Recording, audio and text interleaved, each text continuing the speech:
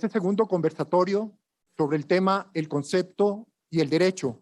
Vamos a tratar este tema del concepto del derecho con un cuestionario que les hice llegar previamente y que amablemente aceptaron nuestros colegas profesores participar desde sus perspectivas.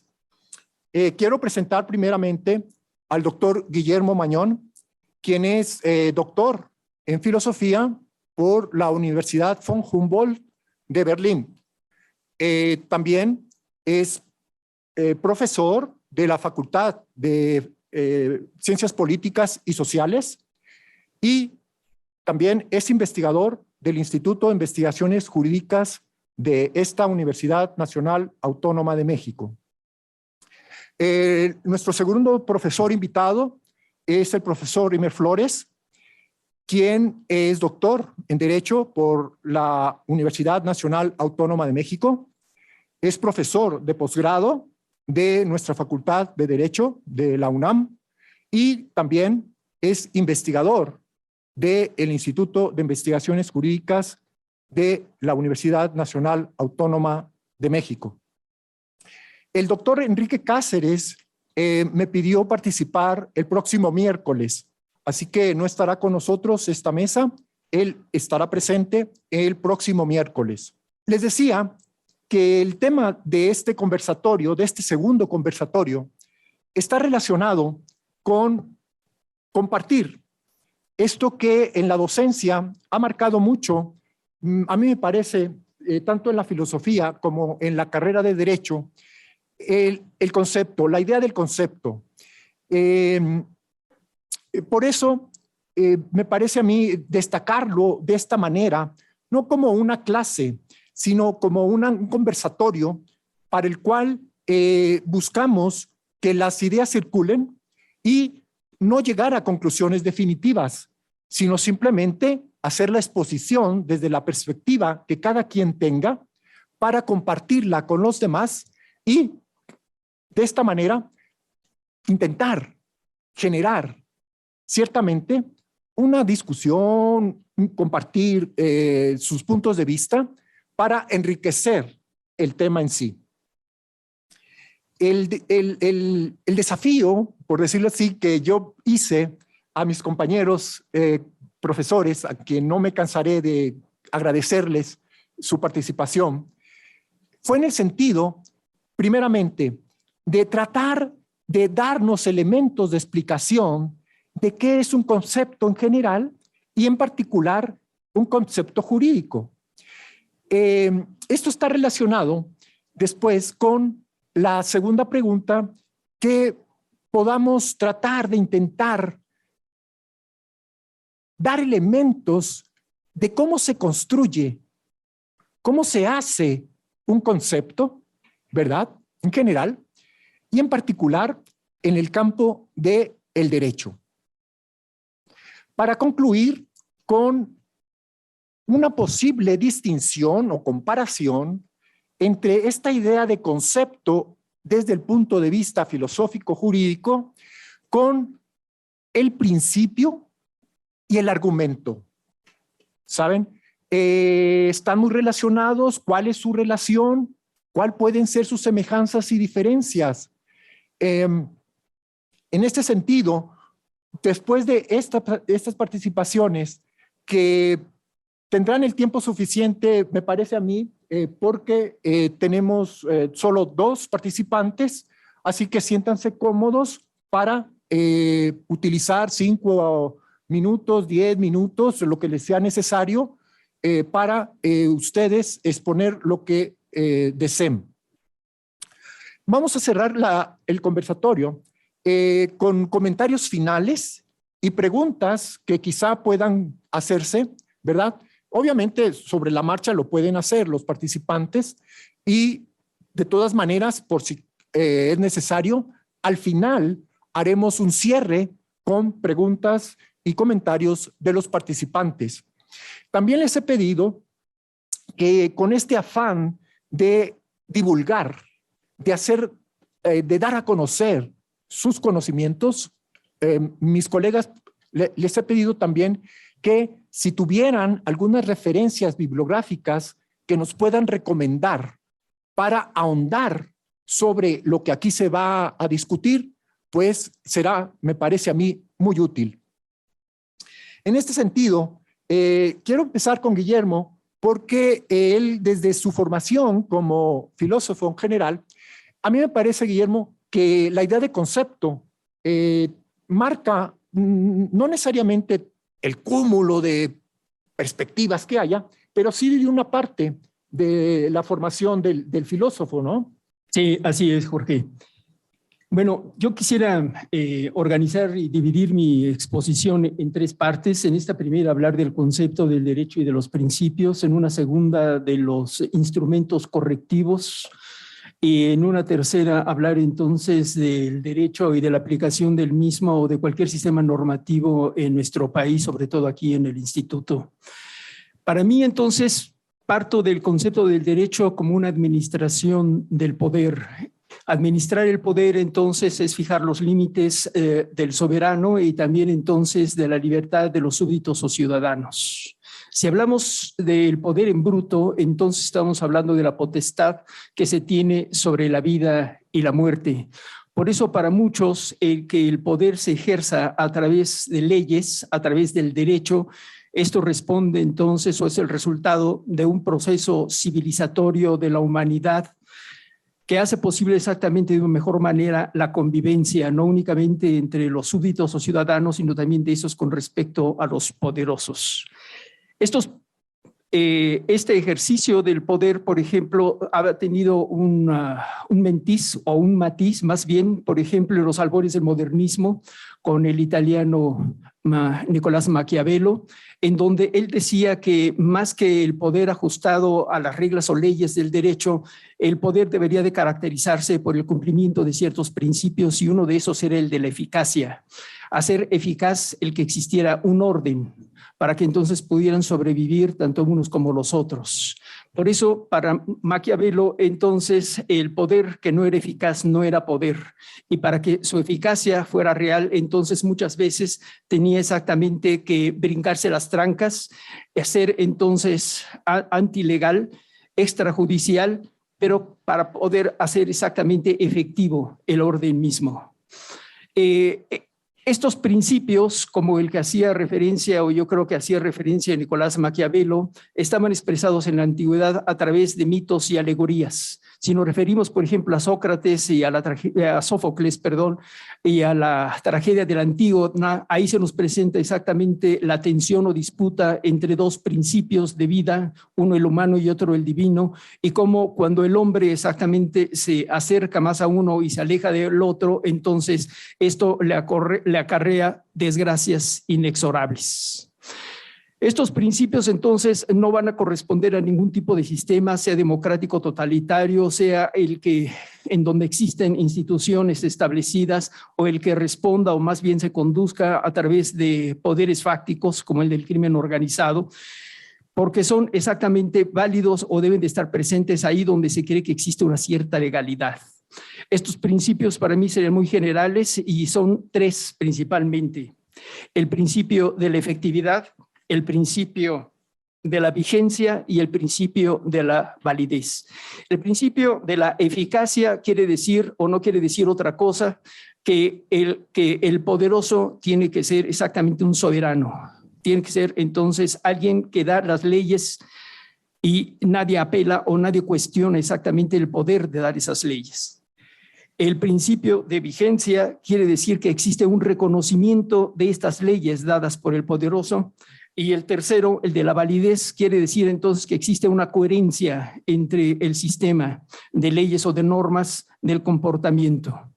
Para poner un ejemplo muy simple, digamos que la ley mosaica, ¿no? A partir entonces de que Moisés guía a su pueblo, lo saca entonces de la esclavitud que sufría en Egipto y lo lleva a la tierra prometida, también entonces les da una ley. Y desde ese momento para muchos existe entonces un pueblo, porque exactamente existe un conjunto de hombres atenidos a una ley. Entonces, Yahvé sería exactamente el que responde o donde se ve presente este principio de la eficacia, él da las leyes y nadie lo cuestiona. Esa es la ley porque la da exactamente entonces el soberano, que es en este caso, en un sistema teocrático, Yahvé. El segundo, entonces, todos, tanto evidentemente el mismo Yahvé como su pueblo, reconocen las leyes, los 10 mandamientos. Y tercero, dentro del mismo sistema de los 10 mandamientos no existen incoherencias, no existe un quinto mandamiento en donde es no robarás o no matarás y después siguen otros que dicen sí robarás, sí matarás, ¿no? Entonces esto sería, para empezar, lo que es el concepto de derecho como administración del poder. La administración del poder a través de las leyes es entonces el producto o es la señal de que existe una civilización humana. Y también entonces como hay algunos principios en donde se puede uno pensar que el poder debe más bien atenderse a ellos para que entonces sea posible exactamente la convivencia humana, y estos son 3: eficacia, vigencia y validez. Bueno, eso sería entonces lo primero que yo pronunciaría en esta mi primera intervención. Sí, muchas gracias, Guillermo. Imer, a mí me parece que en el campo del derecho también este tema nos ha tocado muy de cerca. Yo he recordado que el concepto forma parte de lo que como estudiantes desde el primer semestre hemos tratado o intentado entender por derecho, y ya para los estudiosos en sí del derecho como un espejo, válgame la imagen, de autorreferencia para explicarnos a nosotros mismos qué es una reflexión que es variada en sus perspectivas, pero que en algunas de ellas la palabra o el término o la pregunta de qué es el derecho es central. En tu caso, ¿qué dirías, Imer? Muchas gracias. Bueno, no, al contrario, muchísimas gracias, Jorge Alberto González Galván, querido Giorgio, por la invitación a participar en este conversatorio. De verdad, a mí se me antoja venir a las otras sesiones también. La semana pasada estaba empalmada con un par de eventos, entonces era como difícil, aunque estábamos aquí mismo en el instituto, pero pues no daba por las horas, ¿no? Pero una disculpa, pero yo trataré de sumarme porque me parece que es muy interesante y muy relevante. Decía Leibniz que la ciencia del derecho era una de esas ciencias que dependen de conceptos.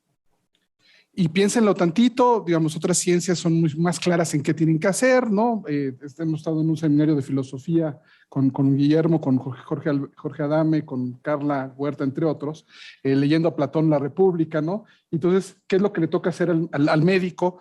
Pues ver el tema de la salud. Entonces, la medicina se ocupa de la salud. Y bueno, y hay enfermedades, hay muchas otras cosas, pero parece que es muy claro que lo que tienen que hacer es atender la salud.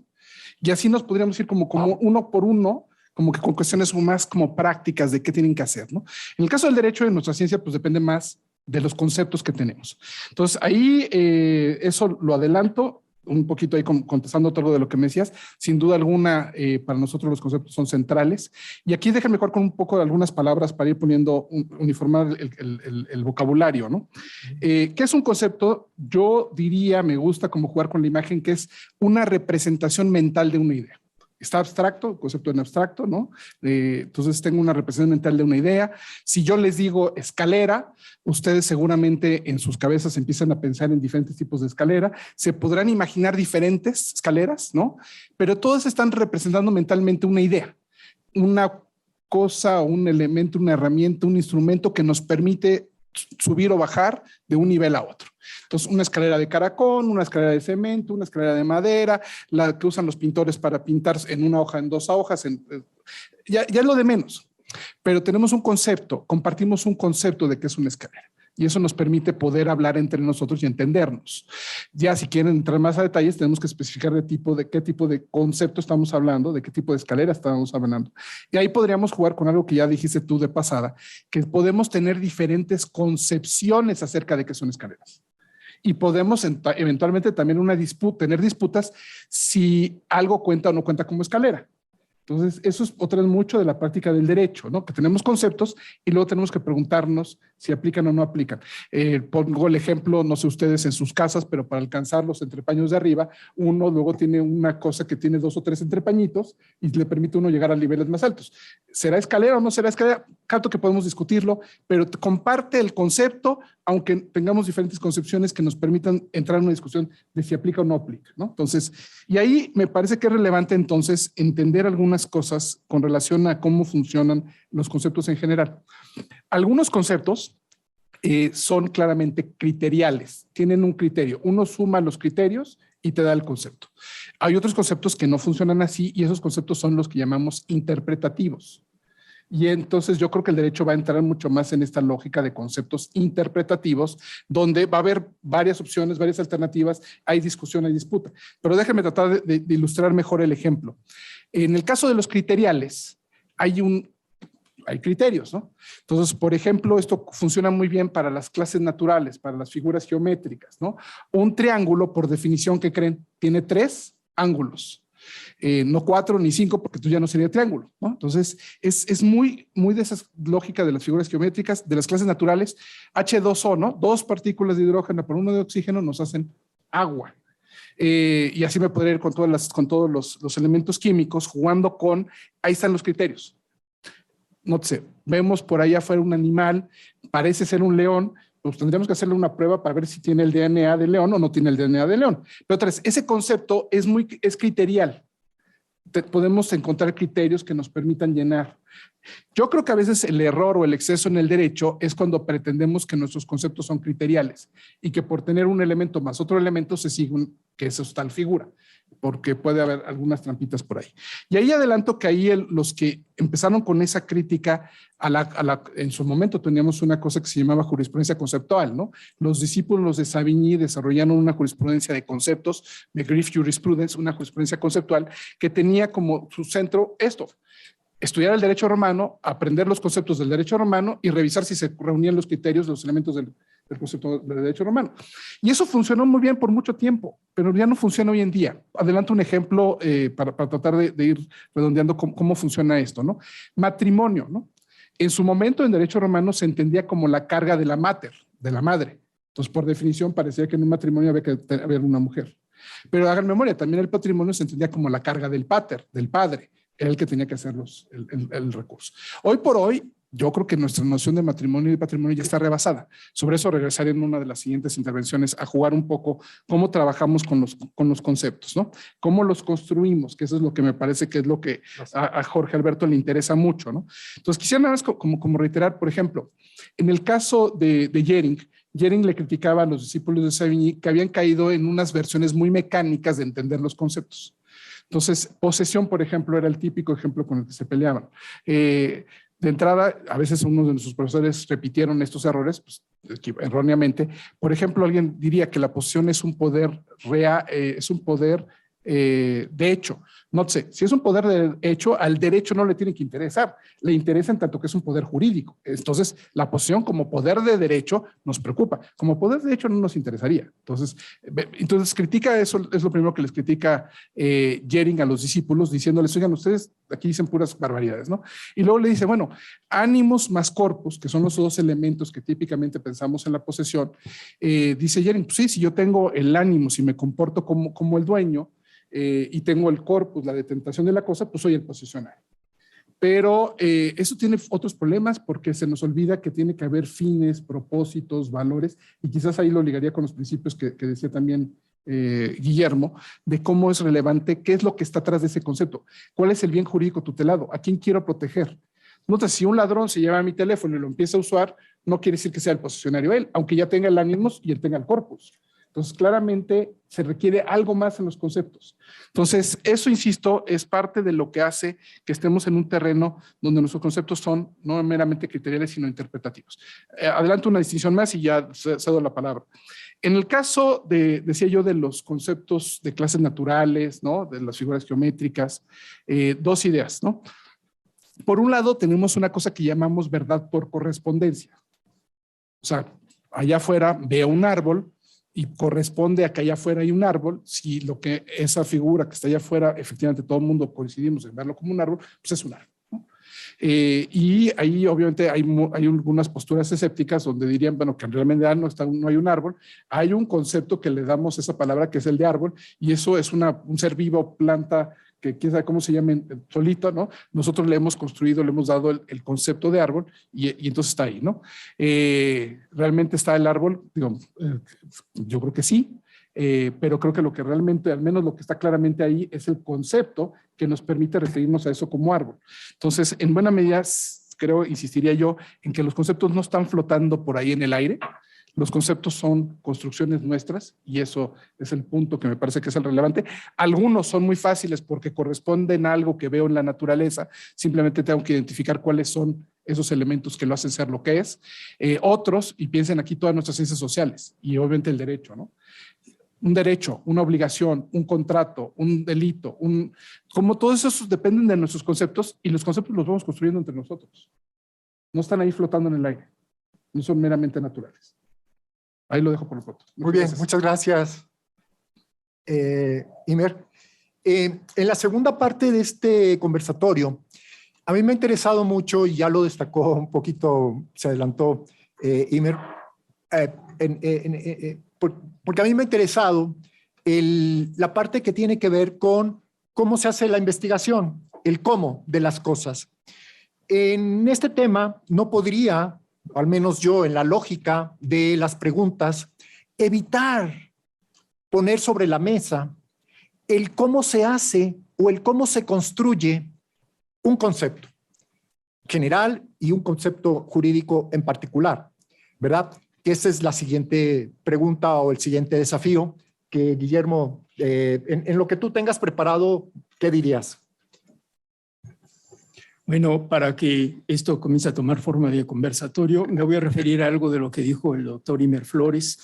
El pensar que un concepto es una representación mental, esto ya fue atacado desde el siglo XIX, como el psicologismo de Brentano, ¿no? Simple y sencillamente yo puedo tener una representación distinta a todos ustedes a propósito de una escalera, y en la medida en que cada una de las cosas que estén presentes en mi representación es importante para mí, para entender lo que quiere decir escalera, por ejemplo, entonces en esa medida y en la medida en que esa mi representación no es la de ustedes, entonces no nos vamos a entender. Por eso entonces desde muy temprano se hizo a un lado el psicologismo de Brentano y el pensar entonces exactamente que existían conceptos en la mente referidos entonces a representaciones o imágenes visuales. Habría que entonces también hacer una diferencia entre lo que es un concepto y el significado de un término, ¿no? Los términos entonces, como lo había dicho por ejemplo Wittgenstein en las investigaciones filosóficas, son producto exactamente del uso del lenguaje, y el lenguaje es entonces algo propio del ser humano. Es entonces exactamente por eso el ser humano, el ser de la expresión. Nosotros no nos relacionamos con la naturaleza más que a través del lenguaje, y el lenguaje, como lo dijo Cassirer, es la manera en que tenemos exactamente de organizar la realidad, ¿no? Si ustedes entonces ven la estructura de todos los lenguajes, de todos los idiomas, es esta, sujeto predicado. Entonces nosotros cada vez que entonces exactamente vemos la realidad a través de que la vemos con una conformación u organización lingüística, vamos a identificar sujetos y propiedades. Entonces hay hombres, y estos hombres son altos, son chaparros, son inteligentes, son tontos, son gordos, son flacos, ¿no? Entonces hay un sujeto y hay un predicado. A propósito de lo que decía el doctor Flores de estos criterios o criterios conceptuales, evidentemente existen entonces conceptos, por ejemplo, como yo decía, el derecho a una organización es una administración del poder. Aquí no hay un término que se empareje al del derecho y que lo haga o que lo aclare, que lo haga explícito, sino simple y sencillamente hay un conjunto de términos que entonces exactamente nos van a dar una intelección, un entendimiento de lo que es el derecho. Estos conceptos evidentemente pueden ser creados artificialmente, como lo son entonces en las teorías, y otros exactamente los del lenguaje, del lenguaje común. Entonces estos son creados a lo largo exactamente del uso, de la interacción de los distintos usuarios de este lenguaje.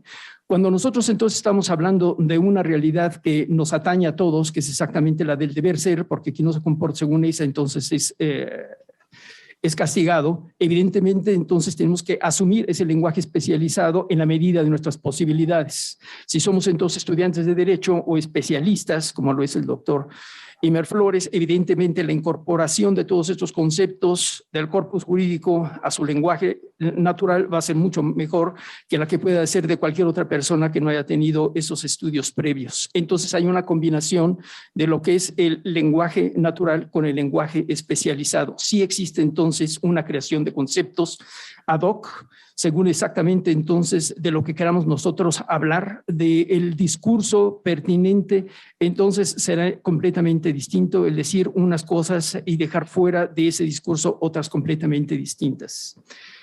Por eso entonces se puede decir que la crítica de Savigny o a Savigny es un poco fuera de lugar. Lo que se estaba diciendo entonces es que hablar del derecho es hablar exactamente entonces en términos lingüísticos, de que establecer entonces una lógica dentro de ese lenguaje en donde hay un ser y un deber ser es también entonces en un aspecto o en un plano lingüístico, ¿sí? ¿A qué nos referimos entonces cuando estamos exactamente hablando de las cosas? Cuando hacemos una proposición cualquiera, el árbol está en el estacionamiento del Instituto de Investigaciones Jurídicas. ¿Es algo entonces exactamente que refiere a una convención o es exactamente un hecho que está fuera de él, ¿no? Que está fuera del lenguaje, quiero decir? Bueno, esto sería entonces con respecto a los conceptos. La otra cosa a la que yo quisiera hacer alusión es entonces algo complementario, ¿no?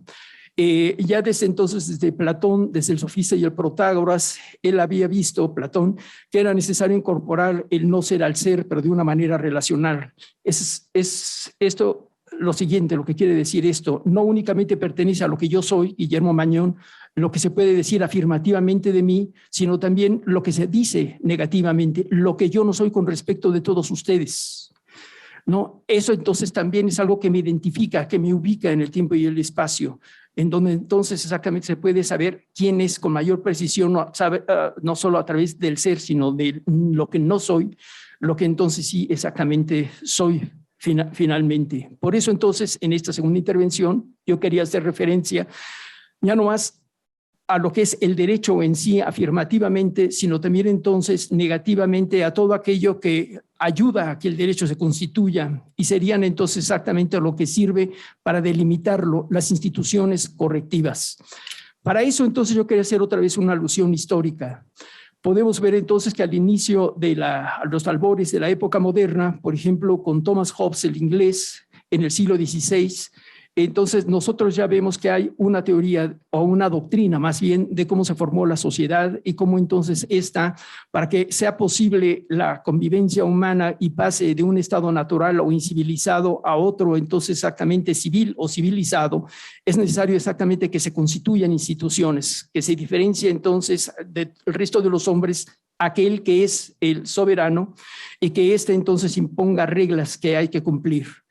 Otra que también doctrina o teoría que fue creada durante este periodo, pero en sus postrimerías, en las postrimerías de la edad moderna, estaría Hegel, ¿no? Muere en 1831 en el siglo XIX, y entonces él proponía que no, que el acto fundamental o fundacional más bien de la sociedad era una lucha por el reconocimiento, que llevaba exactamente entonces a unos a estar como sometidos, a ser entonces exactamente los siervos y a otros a gobernar como los amos. Entonces, era una guerra y esta guerra entonces permanecía la tensión que había exactamente entre los ciudadanos, como en el caso de Hobbes, el contrato social se aceptaba de una manera voluntaria, entonces la tensión entre súbditos y soberanos desaparecía, ¿no? Los súbditos entonces exactamente cedían su libertad al soberano de una manera voluntaria y entonces se acababa el conflicto. Para Hegel no, el conflicto siempre está ahí presente y por eso entonces el ejercicio del poder que reprime también debe de estar ahí presente y en ejercicio para que exactamente entonces pueda existir la convivencia. No, quien después va a establecer exactamente cuáles van a ser las principales instituciones correctivas para todos aquellos que se quieren saltar las trancas, estaría, por ejemplo, Michel Foucault, y él menciona a tres, ¿no? Sin esas instituciones, simple y sencillamente no funciona la sociedad, simple y sencillamente no sería posible el poder, porque entonces no sabría entonces exactamente qué hacer con aquellas personas que no se ajustan a las reglas. Una estaría la institución carcelaria para reprimir al delincuente, otra la hospitalaria para reprimir la locura, y otra la educativa para reprimir la sexualidad. Entonces, tanto lo que se debe hacer como lo que no se debe hacer, todo esto forma parte del concepto del derecho y tiene una repercusión entonces exactamente en las instituciones que lo hacen válido, efectivo y vigente. Gracias. Sí. Gracias, Guillermo. Perdón por adelantarme quizá a una perspectiva que tú conoces muy bien, Kramer, que es la del constructivismo jurídico, ¿no? Como la utilizo yo desde la perspectiva de la metodología de la investigación, pues es diferente. Y alguna vez, creo, me lo hiciste ver, cuando te interesó mi tema, dijiste, no, bueno, creo que no es lo mismo. Entonces, por aquí creo que puedes abordarlo. Imer, gracias. No, muchas gracias a ti, Jorge Alberto. A ver, digamos, creo que hay un punto importante en todo esto, y por ahí me llegó una pregunta de Zoom que creo que más o menos va en la misma sentido de lo que yo quería como fijar con esa distinción entre conceptos criteriales, claramente la referencia a clases naturales, verdad por correspondencia, versus otros conceptos, sobre todo pues, cuando están conceptos que en abstracto, ¿no? Si quieres tu micrófono más cercano. Más acá, para ponerlo mejor de este lado, para estar viéndote también. Gracias. Entonces, esa distinción sobre todo me parecía como relevante, por eso la quería poner como muy clara ahí. Y eso, pues de alguna forma también coincido con eso, Guillermo, que eso nos va a llevar necesariamente a veces a los desacuerdos. Entonces, en ese sentido, por eso creo que refuerza que son conceptos interpretativos o interpretivos que requieren que los estemos constantemente revisando y reformulando, ¿no? En ese sentido, pues eso cuadra con esta idea de construirlos, deconstruirlos, reconstruirlos. Entonces, preguntarnos qué es lo que hace de estos diferentes conceptos lo que son, ¿no? ¿Cuál es el núcleo central de esos conceptos? Entonces, digamos, yo creo que por ahí, digamos, vamos hablando lo mismo. Me parece y quisiera como aprovechar este segundo bloque como para tocar a grandes rasgos algo de cómo es que los construimos los conceptos y seguir con el ejemplo mismo del matrimonio, ¿no? Para tratar de mantenerme con el mismo ejemplo y jugar con ese. Les adelanto, lo dijo ahorita muy bien Guillermo, estamos en un terreno del lenguaje, estamos en un terreno no nada más del lenguaje natural, sino que nos estamos ya adentrando en un lenguaje técnico, un lenguaje especializado. Entonces tenemos que usar o usamos los conceptos no nada más en su sentido más natural, más tradicional, ¿no? Entonces les adelanto un poco el contexto de la discusión. Decía yo, utilizaba hace rato a Jering en El cielo de los conceptos jurídicos, donde claramente Jering nos hacía ver que los conceptos en un sentido completamente objetivo solamente existirían en el mito de la caverna tipo Platón, que siempre los conceptos habían sido construidos por nosotros los seres humanos. Nosotros somos los que vamos construyendo este vaso, esta taza, y vamos poniéndonos de acuerdo, aunque una cosa más alto se llama highball y a uno más chiquito se llama caballito. Entonces, pero podemos jugar con esas construcciones de cómo lo vamos, tacita, ¿no? Taza, tazón, bueno, podemos ahí, ¿cómo se llama? Hacer cómo jugamos con parte de nuestros conceptos, ¿no? Pero sobre todo, insisto con esta idea él enfatizaba esta parte de dejar entrever que aunque los conceptos, una vez que nos ponemos más o menos de acuerdo, tienen un elemento objetivo. Entonces, no es meramente criterial, creo que más bien es interpretativo, tenemos que entrarle a ver por los fines, propósitos que están atrás del concepto mismo, y en ese sentido me parece que por ahí hay un punto importante. Trato de jugar con el ejemplo. Bueno, entonces por un lado eso lo dijo Jering. Hart reaccionó a ese texto de Jering, también hablando del concepto del cielo de conceptos jurídicos. Por otro lado, Felix Cohen, uno de los realistas estadounidenses, también reaccionó a ese texto de Jering, y él decía que era una tontería trascendental pretender que el concepto fuera como objetivo duro, así en un sentido muy, muy robusto, y que como reconocer que siempre teníamos que construirlos, ¿no? Y siguiendo a Holmes, un ministro de la Corte de Estados Unidos, decía, siempre hay que lavarlos con el ácido cínico, siempre hay que, quizás un poco esta noción que entendemos como de deconstrucción, de preguntarnos para qué sirven realmente para lo que dicen o están escondiendo algunas agendas, etcétera, ¿no? Entonces voy con el ejemplo que me interesaba para jugar con esto de cómo construimos los conceptos, y como bien dice José Alberto, por un lado es, no sé, cómo construimos el derecho, cómo construimos conceptos, y luego otra cosa aparte es cómo nosotros como investigadores construimos nuestras investigaciones. Entonces, y nótese, cómo nosotros como comunidad construimos los principios, los valores, no meramente consenso, ¿no?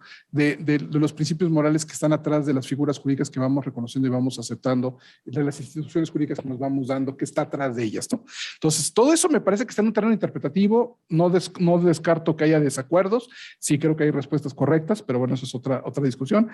Y voy al ejemplo del matrimonio. Yo sé que si cualquiera de ustedes, yo mismo voy y le pregunto no sé, a mi papá, a mi mamá, a mi abuelita, abuelito, ¿no? Alguien mayor, ¿qué es el matrimonio? Casi les aseguro, o a cualquier persona en la calle, la primera que veamos en la calle, le preguntamos, estoy seguro que nos va a decir algo así como la unión de un hombre con una mujer.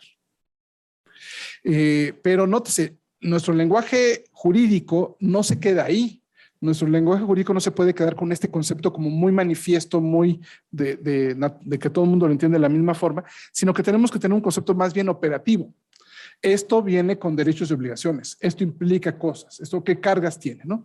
Entonces, por ejemplo, en el caso del matrimonio, nosotros como abogados, pues ya le agregaríamos, ¿no?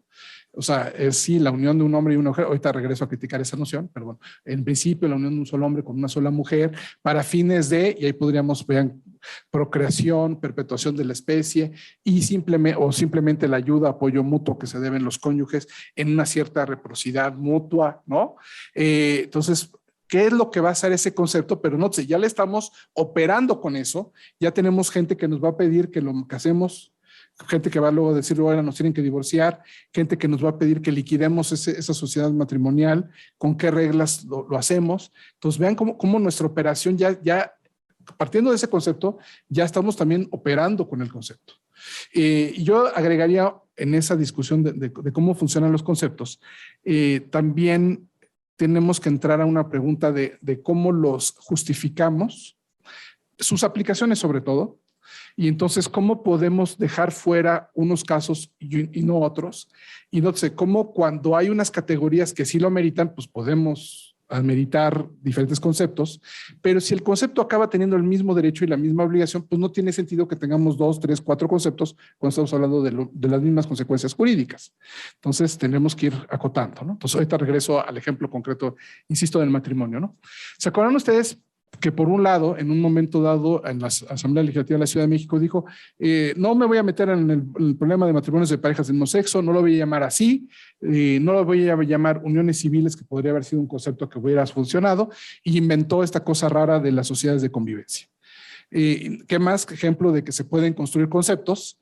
Que usamos conceptos que inventamos completamente, eso de sociedades de convivencia, pues era completamente algo nuevo, ¿no? Cómo dentro de nuestras estrategias jurídicas, de nuestras herramientas, es muy dado que cambiemos de conceptos. Entonces, por ejemplo, ¿se acuerdan ustedes del FOBAPROA? El fondo que eventualmente para el rescate bancario y todas las, ¿no? Hoy por hoy lo llamamos IPAF y lo que hicimos fue cambiarlo del fondo al instituto que administra el fondo, pero sigue habiendo un fondo que se llamara de forma diferente, pero sigue habiendo un FOBAPROA como fondo, ¿no? Aunque y antes había un instituto que administraba ese fondo, pero ahora desplazamos la atención al instituto en lugar del fondo. Entonces, ¿cómo jugamos con los conceptos? ¿Cómo cambiamos conceptos? Otro ejemplo muy rápido para ya llegar al de matrimonio, el de interrupción legal del embarazo. Yo sé que muchos colegas, mucha gente diría, es que eso es un eufemismo para hablar de aborto.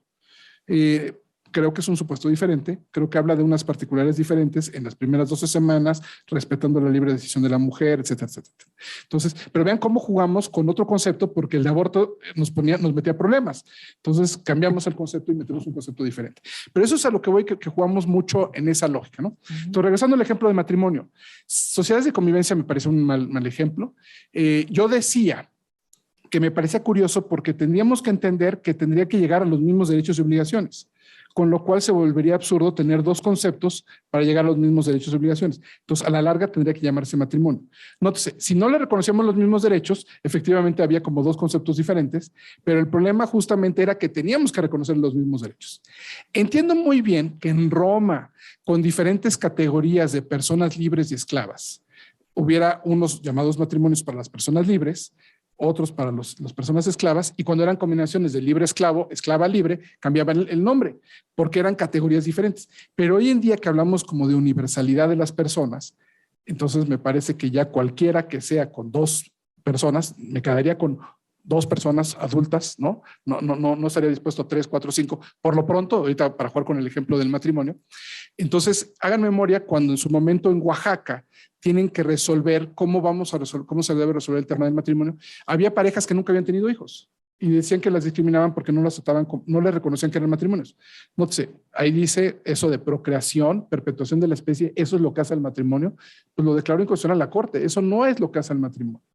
Eventualmente, cuando en Oaxaca los miches, o como que se producen ahí de varias formas, demandaron que ese artículo del Código de Oaxaca que decía que el matrimonio tenía que ser la unión entre un solo hombre y una sola mujer, que los discriminaba a ellos porque, no sé, ellos ni siquiera se escribían como hombre o como mujer. Entonces, y que una ley dijera que tiene que ser a fuerza así, pues claramente los están discriminando. Entonces, la Corte también lo declaró inconstitucional para el artículo de Oaxaca, ¿no? Entonces, en Oaxaca, ¿qué fue lo que quedó como la parte nuclear del concepto de matrimonio? Pues sí, una serie de derechos y obligaciones que se deben las dos partes de apoyo y de ayuda mutua y fundar una familia y alguna parte que creo que no estaba en discusión. Entonces, ¿cómo los conceptos los vamos reajustando y vamos a justificar su aplicación en unos casos y su no aplicación en otros? Yo creo que en ese caso, por supuesto que tendría que pensar que matrimonio de parejas del mismo sexo pues es perfectamente válido desde siempre. Digo, si entendemos bien las categorías, si construimos bien las figuras, si entendemos los principios que estaban atrás del matrimonio, si descartamos algunos que no son propiamente razones públicas y nos quedamos con los que están verdaderamente justificados en, insisto, el ayuda o apoyo mutuo, el fundar una familia, ¿qué más me da que sean dos del mismo sexo, son dos diferentes sexos? Pues si van a fundar una familia, pues que tengan esa reciprocidad, ayuda, apoyo mutuo. Y ahí creo, aparte, que las relaciones, digamos, primero la poligamia merece protección, pero no lo llamaría matrimonio. Las relaciones poliamorosas quizás también merezcan protección, pero tampoco las llamaría matrimonio, porque estaría jugando con todavía los dos hombres, ¿no? O digo, los dos hombres, las dos mujeres, las dos personas. Y no sé, podríamos eventualmente pensar o rediscutir si 3, 4, 5, 6, infinito, ¿no? Entonces, pero es parte de cómo quisiera yo que vean que siempre estamos con los conceptos de construyendo, reconstruyendo, y eso es parte de lo que me parece que es relevante y que era el punto que yo veía desde Jering. No se queden con la idea automática de que este concepto es este y se queda ahí.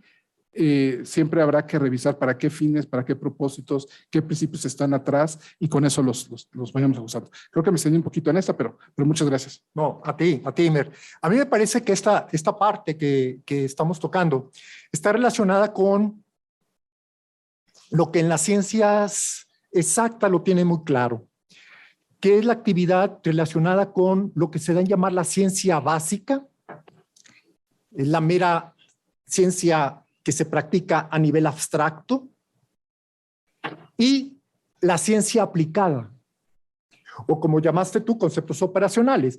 En la primera nosotros llamaríamos los conceptos dogmáticos, ¿saben? Esa es la ciencia básica nuestra. Y la ciencia aplicada, pues la que utiliza conceptos operativos, en donde estos conceptos operativos, con los ejemplos que ya los han mencionado nuestros colegas, están relacionados con su uso o aplicación a la realidad, en donde son dinámicos, son históricos, ¿saben? Y en donde las sociedades hemos tenido que, retomando la misma palabra, reconstruir, reestructurar, ¿saben? Para dar cauce a esas nuevas realidades. Pasamos a la tercera pregunta, en la que el desafío, porque está relacionado, a mí me parece que también en el ámbito de la filosofía en general, Guillermo, con los principios y argumentos. Tú ya nos adelantaste un poquito algunos principios relacionados con lo que tú consideras que es el concepto general de derecho. Ya hablaste, de hecho, también explícitamente de los principios, pero en este caso, con argumentos, ¿habría alguna relación, Guillermo? O desde tu perspectiva, ¿cuál sería tu siguiente participación? Gracias. Sí, por supuesto. O sea, están los principios, están los argumentos y existe entonces una lógica formal, simbólica o matemática que trata entonces exactamente de regular el paso de las premisas a la conclusión El primero que en Occidente hizo esto fue Aristóteles. Esto después entonces se extendió a través de los polisilogismos en la Edad Media, pero no fue sino hasta el siglo XIX, en donde entonces comenzó a haber una fundamentación de la lógica como la que hizo, por ejemplo, el alemán Gottlob Frege, y también el desarrollo de otro tipo de lógicas que no eran esta que acabo de mencionar, que tiene entonces el nombre de lógica formal, lógica simbólica, lógica matemática, y entonces ya comenzaron otro tipo de lógicas. Y evidentemente esto es necesario para estructurar y saber cuál es la validez que tiene exactamente entonces nuestros procesos argumentativos. Bueno, primero quiero referirme a algo que dijo el doctor Imer Flores. Si uno piensa entonces que cuando se afirma que existe, por ejemplo, el matrimonio y está haciendo uno una alusión a un concepto, a un término que es intransformable, es cambiable, no se modifica, entonces, bueno, no sé quién haya alguna vez en la vida propuesto esto, incluso cuando hablamos de las ideas universales y eternas en el Topos Uranos de Platón, habría que matizar este tipo de cosas. Lo que sí se dijo, por ejemplo, en la Edad Moderna y con Descartes fue que existían ideas innatas, después con Hume que existían leyes universales de la mente y después con Kant que existían categorías inmutables. ¿No? Entonces, por ejemplo, para Kant existen las categorías puras y trascendentales a partir de las cuales es posible la experiencia sensible. Toda experiencia sensible se da en el espacio y en el tiempo. Nunca nos vamos a poder referir a una sola de nuestras experiencias sensibles y que no esté exactamente dentro de las coordenadas espaciotemporales. Si después vamos entonces a las categorías que se refieren entonces al conocimiento abstracto, entonces ahí también existen para Kant categorías, ¿sí?, que conforman, constituyen a toda persona. Por ejemplo, entonces, siempre el ser humano cuando forme juicios los va a formar universales o particulares, afirmativos o negativos, nada más para poner esos ejemplos. Estas categorías son las que sí se pretenden que sean entonces exactamente universales y inmutables. Y lo que viene entonces a ratificar esto es también entonces los estudios actuales de la neurología, que nos hace ver exactamente que como el 90% de la visión que tenemos de la realidad está exactamente entonces creada por nuestro cerebro. Lo que recibimos entonces a través exactamente de los sentidos es una parte pequeñísima. Es como dirían exactamente los empiristas clásicos, simple y sencillamente impresiones, sensaciones. Vemos un color, vemos una forma, percibimos un sonido, un olor, pero ya entonces exactamente la creación, la estructuración de esto como una realidad y decir entonces ahí va un zorrillo apestoso o lo que sea, esto entonces ya ocurre acá adentro en el cerebro gracias exactamente a esas categorías. Esto sí ya es entonces otra cosa, algo muchísimo más complicado que simple y sencillamente refutar el concepto de matrimonio, pues entonces ha cambiado y evidentemente quien afirma que es un concepto universal, pues entonces está completamente errado. Esto, bueno, eso sí. Pero ya después argumentar en contra de si hay o no categorías, de si entonces exactamente estructuramos la realidad, por ejemplo, a partir de relaciones causales, sea que éstas estén en la realidad o no, porque como ustedes saben, para Kant existía un plano fenoménico, el de la percepción, y otro, la de el ser en sí, que siempre se nos va a escapar. Únicamente entonces exactamente podemos hablar del mundo como nosotros lo percibimos a partir de esas categorías. Ahí sí ya entonces es un problema mucho más complicado. Ahora vamos entonces a lo último que proponía el doctor González Galván, al de los principios y de los argumentos. Bueno, esto yo me quería hacer antes referencia a algo al ejercicio, entonces ya propiamente exactamente del derecho y del poder. En nuestro propio instituto, por ejemplo, que existen los argumentos, sí, existen los argumentos, nosotros todo el tiempo estamos empalmando juicios, esto es entonces existen términos, ¿no? Puede ser entonces el de niño, después entonces el de un verbo o acción, jugar, y el otro objeto que es la pelota, el niño juega con la pelota. Y después entonces podemos sumar a este juicio, a esta proposición, el niño juega con la pelota, entonces otro que el niño juega con la pelota y por eso es feliz. Por eso es feliz, entonces sería exactamente el estar haciendo alusión a un argumento. ¿Cómo entonces pasamos exactamente de un aspecto puramente descriptivo, ve a un niño jugando con una pelota, por eso entonces algo valorativo es entonces feliz. Esto es entonces sí un problema exactamente entonces de la lógica o de las distintas lógicas, que incluso van tan lejos que ahora se conocen lógicas que se llaman paraconsistentes, en donde incluso se hace a un lado lo que para Aristóteles era imposible, el principio de no contradicción. Esto es, el principio de racionalidad, creía Aristóteles, funciona de distintas maneras, pero siempre respetando eso, el principio de no contradicción. Cuando una persona entonces ya se contradice, ya es irracional por antonomasia. ¿Sí? Pero incluso ya ahora existen estas que les digo, las lógicas paraconsistentes, en donde entonces algunas veces bajo ciertas circunstancias se hace a un lado entonces exactamente este principio o se aceptan cierto tipo entonces de contradicciones. Nada más vean ustedes este caso. Cómo desde la cordura podemos entonces hablar de la locura, cómo entonces desde la racionalidad nos podemos referir a la irracionalidad del loco, que entonces exactamente por definición sería imposible describir ese fenómeno. Entonces ya parece que cualquier ciencia racional se ve rebasada ante fenómenos que exactamente entonces en sí mismos representan un atentado a la lógica y a la racionalidad. Sí. Bueno, esto sería entonces lo primero con respecto a la argumentación, a los tipos de lógica y a fenómenos que parece que no caben tan fácil dentro de una expresión lógica o racional. Gracias, Guillermo. Imer, yo te confieso que no sé en el campo del derecho, ¿cuándo fue que la parte que tiene que ver con lo que hacemos los juristas tradicionalmente y que buena parte de lo que hemos dado en llamar metodología del derecho ha estado o había estado asociada a la interpretación? Y sería un salto, y no sé si salto definitivo o no, pero que no me di cuenta, a hablar de argumentación, de interpretación de argumentación. Ahí es donde un especialista como tú, espero, nos muestre el camino. No, pues muchas gracias. A ti, gracias. A ver, digamos, creo que no acabo de pescar exactamente con Guillermo en que no está de acuerdo, pero he tratado de sumarme a la idea de que los conceptos, al final de cuentas, son nuestras categorías y nos permiten analizar cosas, ¿no? Y bueno, parte de lo que decía yo es que a diferencia de otros conceptos donde son criteriales, nadie podrá discutir que esto es agua, ¿no? H2, bueno, o que tal es un león o un tigre, pues dependiendo de cuál sea su DNA.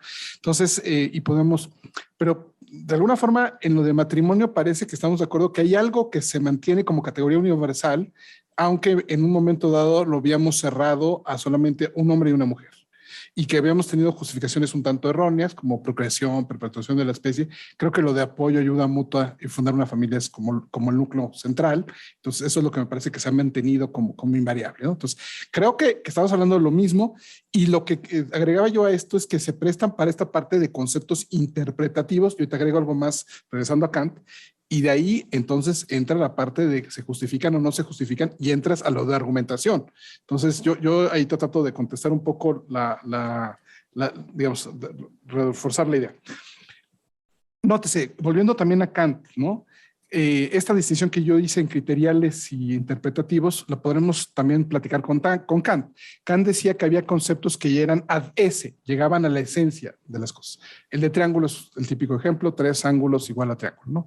Pero había otros que eran ad melius esse, que lo que tenían que explicar eran a través de cómo funciona, cómo opera, entonces en esa parte creo que también estamos de acuerdo en que tendríamos que estar más en esa dinámica de cómo los hacemos operativos nuestros conceptos, ¿no?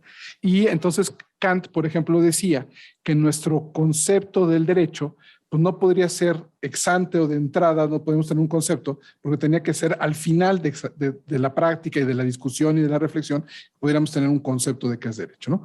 Y aún así, otra vez, porque lo tratamos de explicar, no llegamos a la esencia, sino tratamos de explicarlo a través de las cosas que hace y de cómo funciona, qué medio es, para qué sirve, para qué, etcétera. Que ahí me parece, y ahí perdón, quizás que no venía yo con esa línea, los términos que ponía Guillermo al principio, ¿no? Entonces ahí se vuelve relevante efectividad, vigencia, validez, cuáles son los conceptos que se vuelven más eficaces, más eficientes, ¿no? Entonces ahí podemos jugar con diferentes criterios, pero otra vez, eso es lo que creo que regresa a interpretativamente cuáles son, en este caso, cuál nos preocupa más, cuál es el que debe prevalecer. Entonces podemos tener quizás desacuerdos en cuál es el que debe prevalecer, pero alguno debe prevalecer.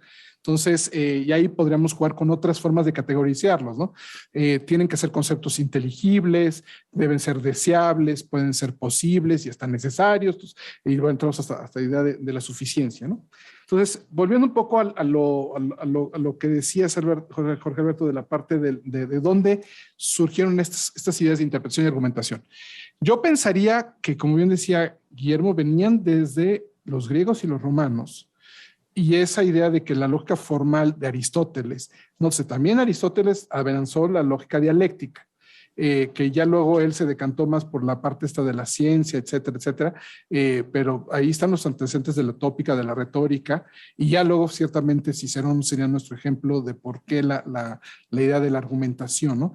Y Cicerón tenía también en esa nota la parte de que los argumentos, las razones se inventaban, se construían, ¿no?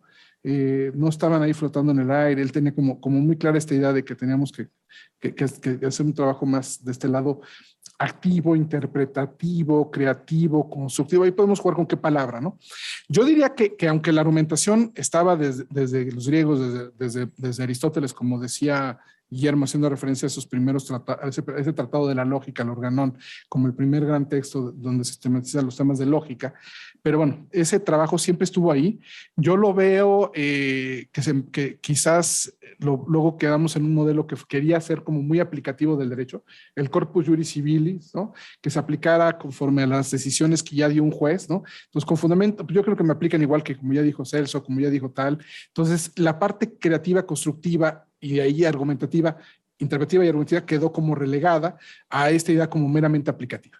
Entonces, creo que por mucho tiempo la idea se fue de la argumentación, quedó como relegada al trabajo de los filósofos, y yo diría quizás que al trabajo práctico de los abogados, pero ya no era el trabajo del juez, ya no era el trabajo de otros operadores que tenían que argumentar, sino que simplemente se limitaban ellos como a aplicar, ¿no?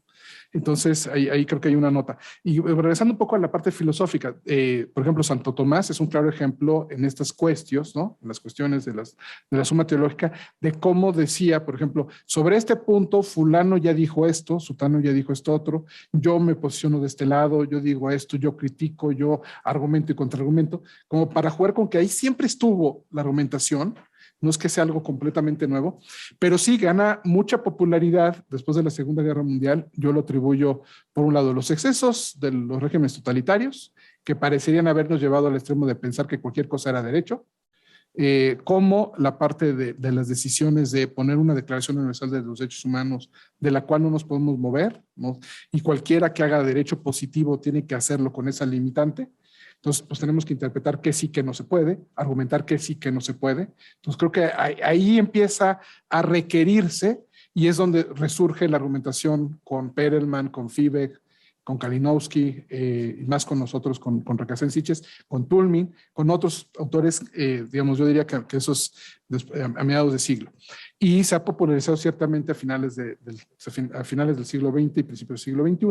Yo creo que ya hoy por hoy es como lugar común que tenemos que argumentar, pero creo que va en esa lógica. Estos son terrenos de construcción, es terreno de interpretación y necesariamente de argumentación para ver cuál sí, cuál no. Por eso me parecía que era relevante insistir en que no nada más estamos en un terreno de conceptos manifiestos, cómo lo entiende la gente en el lenguaje natural, sino operativo, muy de abogado, de cómo funcionan para nosotros, cómo los hacemos operar, cómo necesitamos que operen, pero sobre todo este último punto, cómo los acabamos argumentando, justificando, para irlos adaptando a las circunstancias. Creo que el concepto sigue siendo el mismo, creo que puede seguir siendo universal, aunque lo tengamos que adaptar, hacer un esfuerzo por adaptarlo a qué sí se puede, qué no se puede, ¿no? Hasta dónde podemos llegar. Gracias. Muchas gracias. Pues bueno, yo creo que también esta parte que yo había anunciado como parte del conversatorio, en el sentido de que los participantes tomaran la palabra para preguntarse, comentar, creo que ya lo han hecho sobre la marcha, y quisiera más bien aprovechar en ese sentido para también que ustedes nos enriquezcan con sus preguntas o comentarios. Si las hubiera, por favor. Buenas tardes. La primera pregunta que me surge es, ¿podríamos afirmar que detrás de un concepto existen fenómenos sociales y lingüísticos?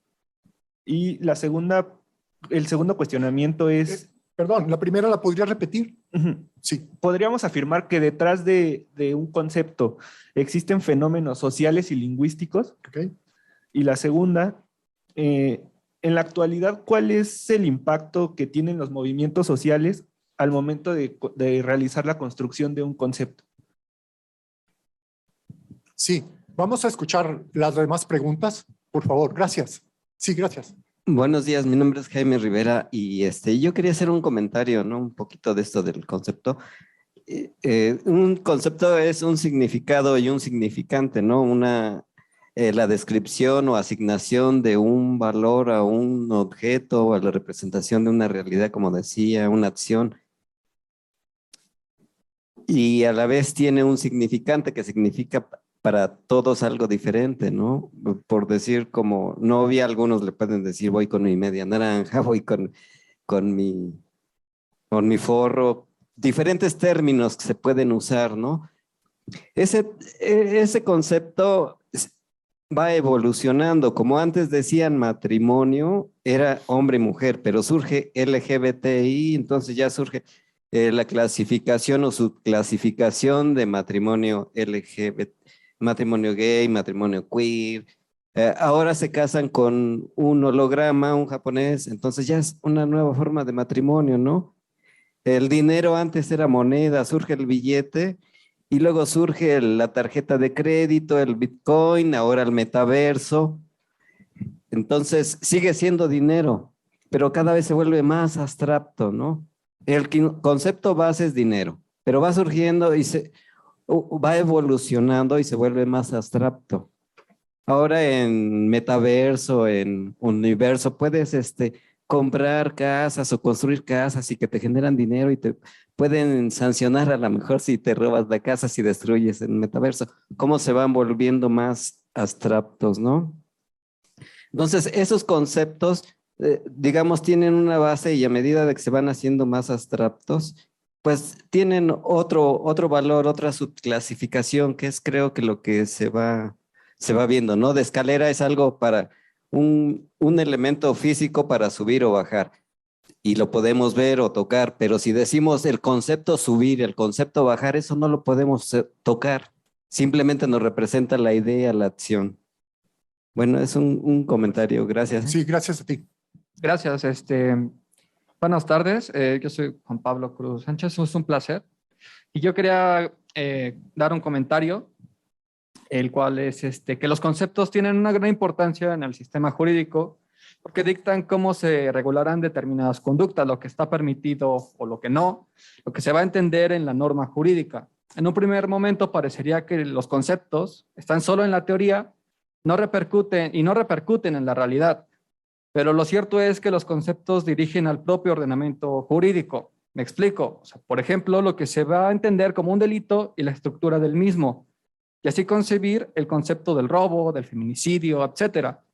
Y estos conceptos, al ser insertados e integrados en el ordenamiento jurídico, van a provocar consecuencias jurídicas. O, por ejemplo, en el ámbito del derecho civil, como puede ser el contrato de compraventa, que se aboca a ese hecho que hay entre dos o más personas que realizan un determinado acto. Por ende, podemos ver la relevancia de establecer los conceptos, sobre todo en el marco jurídico, pero también se tiene que observar el reconocimiento y la aceptación de estos, ya que responden al contexto histórico, social y cultural y demás que hay en una sociedad. Gracias. Muy bien, muchas gracias. Muchas gracias, muy buen día. Soy Carlos Alberto Pérez Cuevas. Como en el anterior conversatorio, en este generan muchas reflexiones muy interesantes. Me parece que eso es lo rico. Por supuesto que hay posturas en las que coincidimos y en las que no. A mí me gustaría pedirle a ambos ponentes que pudieran incluso profundizar un poquito más desde sus perspectivas cómo se construye un concepto. Porque un concepto a la luz del legislador se construye con una mayoría y puede ser ideologizado y puede ser determinado y puede ser para generar una circunstancia que no necesariamente está en una realidad social, política, cultural, sino puede ser una determinación de un grupo de poder. Punto. ¿Cómo se construye desde la Corte? Bueno, con números, con determinaciones, con responsabilidades. Hay criterios de discusión que no los voy a traer aquí, pero en la Corte ahora definen más un criterio político que jurídico. Y se debate y se discute. ¿Por qué? Porque en este concepto de lo que se plantea como una generalización, si planteamos un contexto árbol como se planteaba al inicio, lo entendemos, pero no es lo mismo una secuoya de 100 metros que un árbol de limones. Y entonces hay una particularidad. El concepto general lo comprendemos. Yo lo llevo al concepto de matrimonio, lo llevo al concepto de mujer, lo llevo al concepto de salario. ¿A quién le pagan con sal el día de hoy? A nadie, absolutamente nadie. Pero el concepto lo entendemos, lo comprendemos. Ya dijeron de moneda física y ahora hablamos de bitcoins y otras circunstancias y seguimos hablando del mismo contexto. Mujer. ¿Por qué discriminación cuando se dice mujer trans? No es mujer biológica. A mí me parece muy interesante lo que se ha planteado que lo que soy y lo que no soy me define. No hay una discriminación. Si soy mujer biológica, tengo una serie de características. Si soy mujer trans, tiene una serie de características. Si es un matrimonio heterosexual, tiene una serie de características y particularidades. Si es un matrimonio, como le denominemos, ¿por qué? Porque me parece que la razón de ser del derecho, que además es una creación y es un concepto generado, no es natural, no viene en razón de que el hombre surge, sino se crea. Estado y derecho son creaciones del ser humano. Y hoy Estado y derecho pretende definir quién es ser humano y quién no. Me parece un contrasentido que además valdría la pena rescatar porque en ese principio aristotélico de no contradicción, pues algo no puede ser y no ser al mismo tiempo. O es o no es. Y me gustaría escucharlos porque me parece que hay conceptos, no sé definirlos, lo digo con sensatez, pero me parece que hay conceptos matrices, base, conceptos estructurales, conceptos plataforma, y de ahí se derivan una serie de otros conceptos particulares que me parece que para la ciencia jurídica y la ciencia del derecho deberían de ser con mucho mayor particularidad, porque una es la consecuencia de derecho y uno son los elementos que genera como bien jurídico tutelado a quién quiero proteger y a qué quiero proteger, y en el concepto de matrimonio se da. En una dinámica se pueden proteger algunos aspectos en el aspecto heterosexual y en otro en las diversas definiciones. Entonces, particularizar conceptos me parece que no necesariamente es discriminatorio, pero insisto que me gustaría escuchar un poco más cómo se construye ese concepto. Porque si detrás de ese concepto hay ideología, hay poder, hay peso, hay números, entonces no necesariamente estamos hablando de lo trascendente que están hablando en los conceptos para la conformación de la ciencia jurídica que integra conceptos, pero que además define a la propia ciencia jurídica. Muchas gracias. Sí, ¿no hay más participantes? Sí, por favor. Gracias. Bueno, buenas tardes. Buenas tardes. Soy José Luis Ramos, a sus órdenes. Yo creo que, me gustaría conocer su opinión, yo creo que habría que distinguir la formación de los que llamaba García Maínez los conceptos jurídicos fundamentales y la formación de los conceptos propios de cada una de las disciplinas jurídicas especiales o auxiliares. En el ejemplo que manejaba el doctor Imer del matrimonio, efectivamente el mismo concepto que se traía desde el derecho romano fue plasmado en el Código Napoleón y después en los distintos códigos civiles, hasta que se llegó en México a la resolución de la Suprema Corte, en la que se resolvió que definir que el matrimonio era la unión de un hombre y una mujer, pues era discriminatorio. Pero yo creo que en este caso también habría que tomar en cuenta la importancia que se le da a los conceptos, porque si se modificó la concepción ya actualmente en el texto del propio Código Civil, es por la importancia que se le dio a incluir dentro de ese término matrimonio a todas las uniones, ya fueran de personas del mismo sexo o incluso lo que sucedió en las sociedades de convivencia, que podía formarse con personas que no necesariamente fueran, que tuvieran alguna unión sexual. Entonces, yo recuerdo que en esa discusión del matrimonio en la Suprema Corte, el ministro Ortiz Mayagoitia manejó que pues él no estaba de acuerdo porque no se le podía llamar, digamos, compraventa a lo que era un contrato de donación, ¿no? O sea, no se le podía cambiar el nombre arbitrariamente si efectivamente cuando se había un intercambio entre cosa y precio, pues es una compraventa, por más que yo le quiera llamar donación. Y eso se puede hacer. O sea, el Código Civil se puede cambiar el sentido del texto de los artículos que regulan el Código Civil y llamarlos donación. Pero eso no va a implicar que efectivamente ya se trate de una donación, porque si hay intercambio entre cosa y precio, pues siempre va a ser una compraventa. Entonces, yo pienso que en la distinción de la creación de conceptos jurídicos, el propio García Maínez lo decía, se tenía que partir de la observación de la estructura de la regulación jurídica. Y para ello tenemos que partir de la observación de una regla. Si no tenemos reglas a la vista o no tenemos de dónde partir, pues no podemos crear arbitrariamente conceptos jurídicos fundamentales porque no tenemos un material del cual podamos partir, lo que no sucede en las distintas disciplinas jurídicas, como en el derecho civil, que, por ejemplo, en el concepto de discapacidad, que antes era incapacidad, o actualmente es discapacidad, pero todo esto está forzado por los tratados internacionales y no necesariamente porque el concepto de discapacidad sea distinto, sino el término de discapacidad es el mismo, pero se le va dando un distinto, una distinta conformación dependiendo de la autoridad de la cual surge la necesidad de modificarlo. Muchas gracias. A ti, muchas gracias. Creo que ya son todas las participaciones. Muchas gracias. Déjalo ahí ahorita lo recoge el micrófono. Guillermo, lo que quieras contestar. Bueno, a lo primero, este problema no es banal, el del huevo y la gallina, que fue primero la palabra o la cosa. Para todo concepto hay una realidad o no la hay. Todo fenómeno lingüístico refiere entonces directamente a un fenómeno social. Este es un problema y cómo también entonces se fabrican los conceptos. Hay muchísimas teorías de cómo entonces se inicia el lenguaje y cómo después entonces a lo largo de la existencia del lenguaje se van incluyendo otros términos, expresiones y conceptos.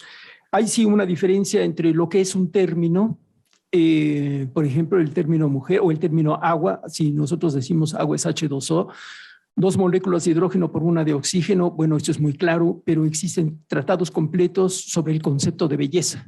Entonces ahí vemos que exactamente entonces no equivale a lo mismo término como agua, que se define entonces también con una fórmula, a entonces concepto, que entonces ya para eso necesitaríamos exactamente aludir a todo un tratado.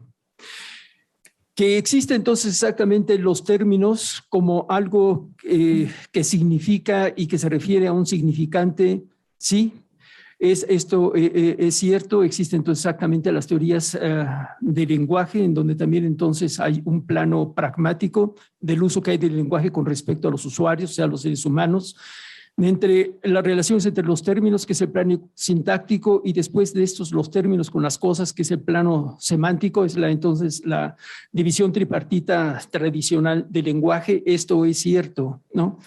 Pero entonces sigue en pie la cuestión de cómo entonces exactamente se va creando un lenguaje, cuando entonces no estamos hablando de un lenguaje natural que nos precede, sino de lenguajes artificiales que son después entonces creados para poderse referir de una manera más clara y exacta, como en el caso entonces de el lenguaje del derecho, a cierto tipo entonces de realidades, aquellas que están reguladas exactamente entonces por las leyes jurídicas del derecho. Y aquí evidentemente se van introduciendo términos y se van excluyendo otros. El caso entonces del matrimonio es lo más claro, ¿no? Hay un momento entonces en donde se considera exactamente que el matrimonio es un contrato. El contrato entonces supone 2 voluntades libres, sea hombre, mujer o lo que sea. Todo eso entonces evidentemente no existía en el pasado, porque no se consideraba entonces que, por ejemplo, una mujer pudiera ser libre para decidir exactamente yo me quiero unir con este hombre, sino que exactamente, simple y sencillamente, desde la infancia se le asignaba a otra persona y eran entonces más bien 2 familias las que decidían quién entonces se casaba con quién.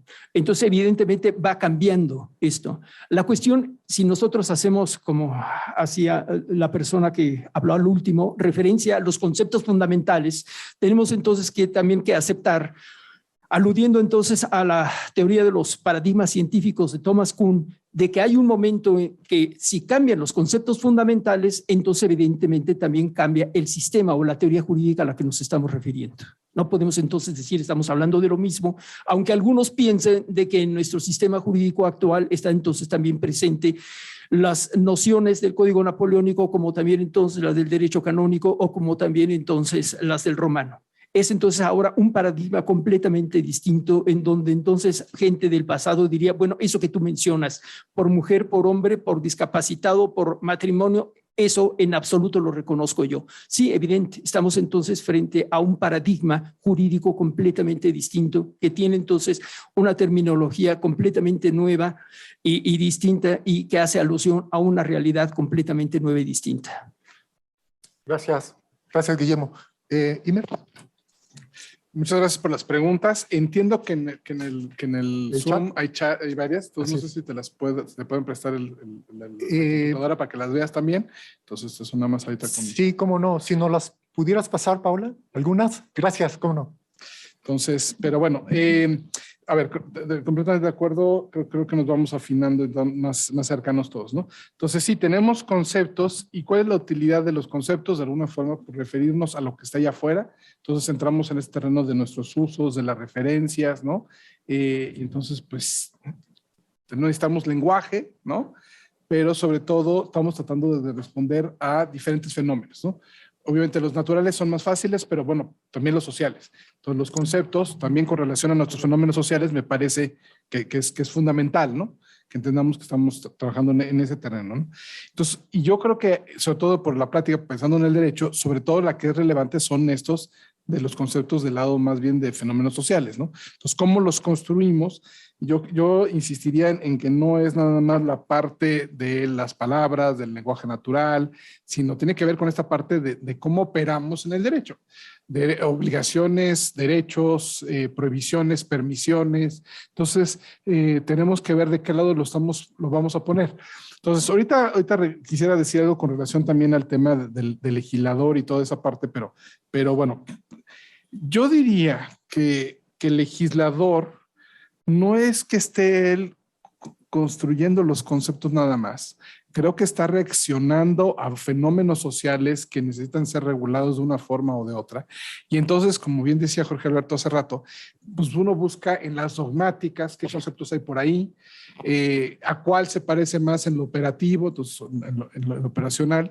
Y sobre todo lo que insistiría yo por mi exposición es que también entramos a un terreno normativo, justificatorio, de cuándo están bien aplicados, cuándo no están bien aplicados, cuándo tienen que cambiar, cuándo tienen que ajustarse. Entonces yo justamente lo que decía es cómo el legislador cambió lo de sociedades de convivencia, pero pues no cumplía o no resolvía el problema. Entonces tenemos que crear otro concepto para tratar de suplir el problema. Si nos hubiéramos ido con uniones sexuales no lo hubiéramos resuelto, ¿no? Entonces al final de cuentas tenía que ser llamar a la cosa por su nombre, ¿no? Entonces tenía que llamar matrimonio, aunque implicara repensar si qué elementos eran fundamentales o no. Entonces sigo pensando que el concepto está ahí bastante universal y lo que nos dimos cuenta es que había algunos elementos que estaban de más o sobraban y teníamos que regresar a encontrar cómo. Entonces estamos construyendo y reconstruyendo. Insisto, no es que sea legislador nada más, porque el legislador está tratando de resolver un problema de fenómeno social y entonces ahí en el campo del derecho pues tienen que acercarse a los juristas, a la dogmática jurídica, a ver qué opciones les damos, qué alternativas hay, cómo lo podríamos llamar. Entonces eso creo que va de alguna forma ayudando a entender el contexto, ¿no? El contexto es clave, eso creo que también no lo debemos olvidar, que no nada más es que las palabras en lo jurídico solitas, y esto lo tiene muy claro Hart, estamos en un problema del lenguaje que son palabras ambiguas, vagas y hasta emotivas, y lo que tenemos es a veces en esta idea de entender que esta es la naturaleza de los conceptos, pues tenemos que a veces ver cómo se utilizan los conceptos, qué funciones sirven. Entonces eso me parece que insisto, creo que es la clave. Entonces el contexto es fundamental.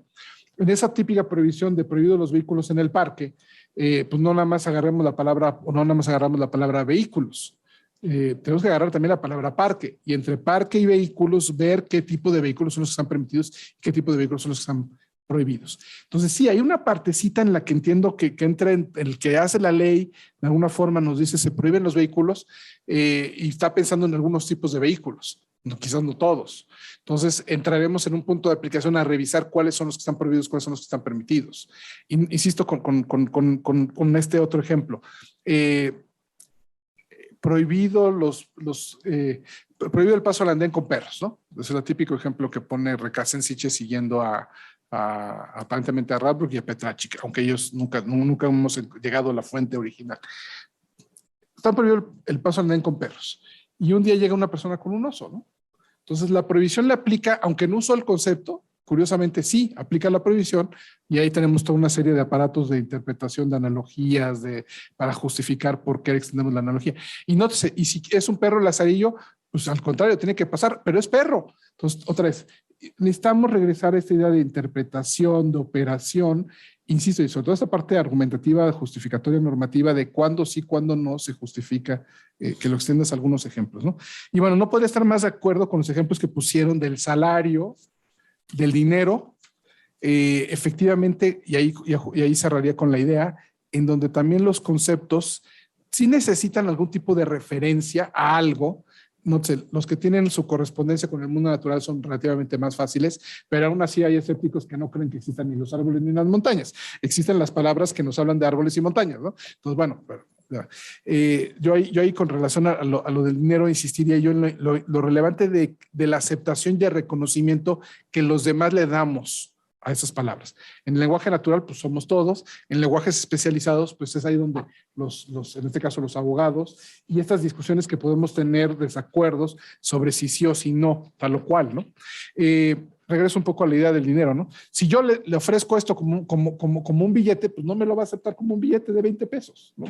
Pero si saco de mi cartera uno azulito con la imagen de Benito Juárez, ¿no? Igual y dice, no, pues sí se lo acepto, ese sí lo reconozco como dinero, ¿no? Entonces, pero ya estamos en un poco más allá de que nada más es el concepto, sino ya ¿qué aceptamos, no? Si yo me saco unas piecitas de monedas, ¿no? Bueno, en pedazos de metal, y pues esos pedazos de metal me los acepta o no me los acepta como monedas, pues depende si efectivamente tienen cara de monedas de uso corriente en el Estado mexicano, o si tienen cara de, no sé, de otro país, pues igual y sí me las acepta, pero si tienen cara de botones o de, no sé, de corcholatas, pues ya como que tendrá la duda, ¿no? Entonces hay una parte de esto en lo que también creo que es relevante, que insisto, compartimos conceptos o manifiestos, necesitamos los operativos o estamos en un lenguaje especializado, pero sobre todo hasta dónde sí, hasta dónde no. Entonces, ¿qué hace a los bitcoins que cuenten? Pues que los estamos dispuestos a aceptar o reconocer. En tanto que no aceptáramos, pues no contaría, ¿no? Entonces, eso insisto, sigue siendo una forma de no cerrarnos a que los conceptos tendremos que estarlos. Y nada más una notita con lo de conceptos jurídicos fundamentales. Ahí, yo soy gran fan de García Maínez, me encanta. Digamos, entiendo buena parte de la lógica de cómo los va él desarrollando. Entonces, él solía como ponerlo en términos de, obviamente hay conceptos jurídicos que se refieren a cosas jurídicas, y hay unos fundamentales que de alguna forma derivan de la estructura lógica de la norma. Cuando uno habla de norma, ya está hablando de un chorro de cosas al mismo tiempo.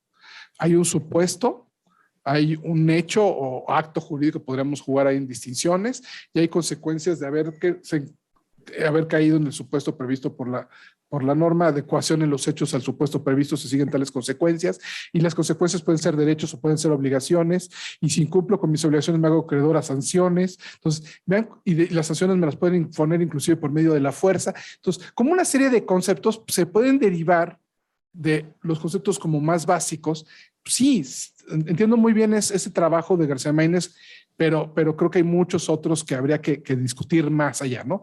García Maínez se quedó él lo decía, me encantaba esta cita que hacen refiriéndose al Parlamento inglés, ¿no?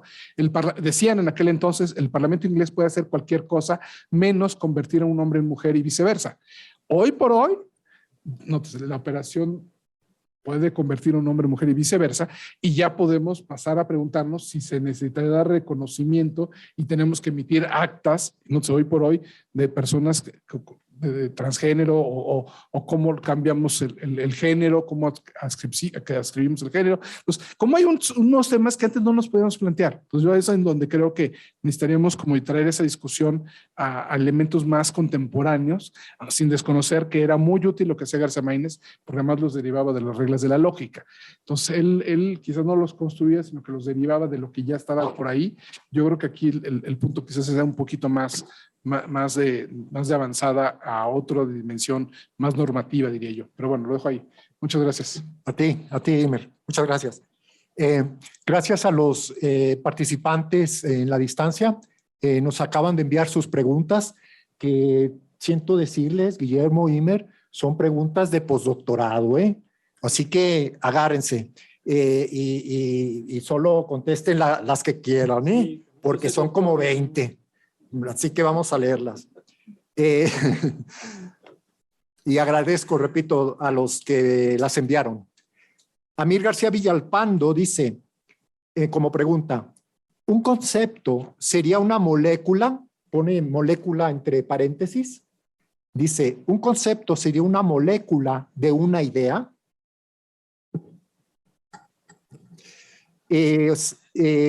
A Imer. Aquí sí, ¿verdad? Aquí ya va dirigida a alguien, cuando lo ponen lo digo. Carlos de la Garza dice, doctor Imer, por efecto del ejercicio de comprobación, las ciencias posibilita la confirmación de los conceptos científicos. En el derecho, un concepto jurídico no, el no lo escribió con mayúsculas. Dice, un concepto jurídico no es absolutamente... No es absoluto, admíteme. Exactamente, no es absoluto, admite interpretación. ¿Cuál es su opinión al respecto? Amir García Villalpando hace otro comentario y pregunta, dice, correspondencia y criterio no flotando. Entonces, ¿qué tanto se puede construir a como uno le da la gana y que podemos decir de que hay de mujeres violadas por transexuales en cárceles de mujeres hasta con embarazo y que se prueba con ADN masculino o de varón a través del semen? Entonces la ciencia médica no se equivoca al asignar al nacer. Confieso que no me quedó clara, pero bueno. Después Violeta Larcón dice, bajo sus comentarios se debe entender que en el concepto de derecho siempre tendrá juegos de lenguaje, entre comillas, pero si hay una base conceptual de conceptos jurídicos, y la pregunta es, si hay una base conceptual de conceptos jurídicos en cuanto a instituciones. Ferdinando Robles Roa dice, Ferdinando Robles Roa, pregunta, ¿es necesario realizar un estudio multidisciplinario para proponer una definición distinta a la de los grandes maestros o filósofos? ¿Creen que hoy es más difícil para los investigadores generar o modificar un concepto? También tiene otra pregunta, Ferdinando Robles Roa. ¿Es necesario realizar un estudio es la misma. Perdón, se imprimió 2 veces. Es la que acabo de leer. La siguiente es de Nora, o es pregunta también. Comentario y pregunta. De Nora Alicia Rodríguez Ávila. Cuando la realidad que nos circunda no es posible entenderla con los conceptos preestablecidos, los teóricos sociales, incluidos los estudiosos del derecho, proponen nuevos conceptos con cargas ideológicas disruptivas, como en su momento ha sido el paso del concepto de modernidad por posmodernidad, construcción por deconstrucción, etc. Pregunta, ¿qué otros elementos favorecen que se logre la convención social para la adopción de nuevos conceptos? Amir García Villalpando, que estuvo muy activo, nos hace otra pregunta. ¿Qué sucede con la idea de reconóceme y cómo a un grupo se le dé la gana trans, olvidando su sexo anterior, que es imposible porque eso se les denomina y distingue como trans, o coacciona al resto de la sociedad a reconocerlos como quieren? Lo mismo con los llamados transedad, etcétera. y que sucede cuando el derecho se llena de ideología. ¿Ayuda esto a una mejor o peor convivencia? Otra pregunta de él. Esto de que en el cerebro sucede el 90% de nuestras percepciones, ¿estaría relacionado con la idea del ser humano como un sistema cerrado de Niklas Luhmann y que por tanto no podemos entender al otro? Luhmann no toma en cuenta a las neuronas espejo.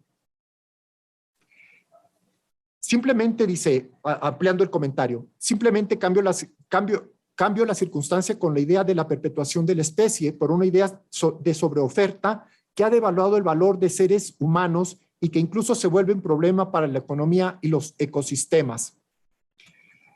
Miguel Ángel Escobar hace un comentario, los conceptos cambian como es cambiante el hombre. Carlos de la Garza dice, los positivistas consideran que los conceptos son inamovibles en tanto derecho vigente. El realismo jurídico permite la interpretación de los conceptos bajo una perspectiva evolutiva dinámica. Y pregunta, ¿cuál sería la opinión de los disertantes? Michelle Matilde Rizo de Aguilar pregunta, ¿responden los conceptos del derecho a la perspectiva de género? Aldo Adalberto Porceros Román, ¿cuál es entonces la diferencia del concepto de acuerdo a conocimiento, episteme y doxa? Amplía la pregunta, dice, de acuerdo a Epistomes y Protágoras, ¿cuál modo se aplica en la actualidad?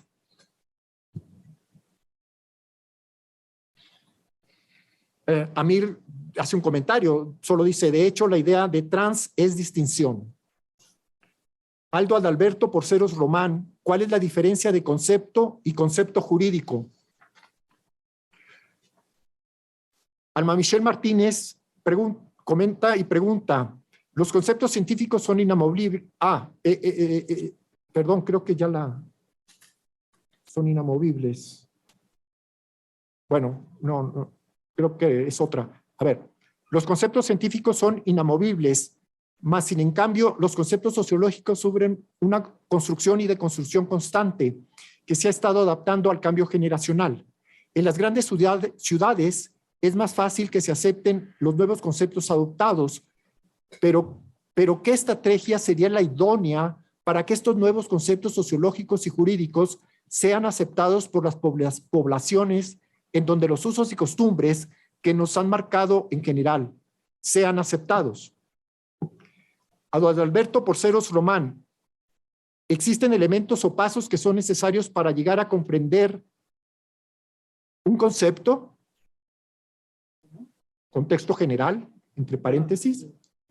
Y luego pregunta también, ¿existe modificación de la realidad cuando por concepto se aplica una norma?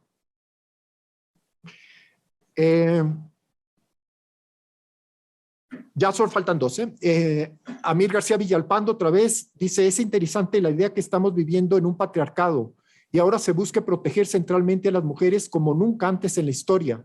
Entonces, ¿sería un concepto político ideológico para ampliar esta ola de protección y que de los mayores beneficios posibles sacarle más a la piñata, como suelen hacer las ideologías? Y comenta, sin embargo, ha de haber más páginas escritas sobre el agua que sobre la belleza. Ese cambio de matrimonios arreglados a libres nos haría ver que ha evolucionado la sociedad de tal manera que ha trascendido el patriarcado. Por último, Adalberto Porceros Román, ¿qué metodología se emplea entonces para aplicar, entender o definir el concepto? Guillermo, lo que quisieras. Sí, bueno, yo conté 15 preguntas. Bueno, me voy a referir a dos cosas. Una ya le había dicho, que es exactamente entonces el concepto de paradigma científico de explicación creado por el físico norteamericano Thomas Kuhn en su discusión con el austríaco Karl Popper.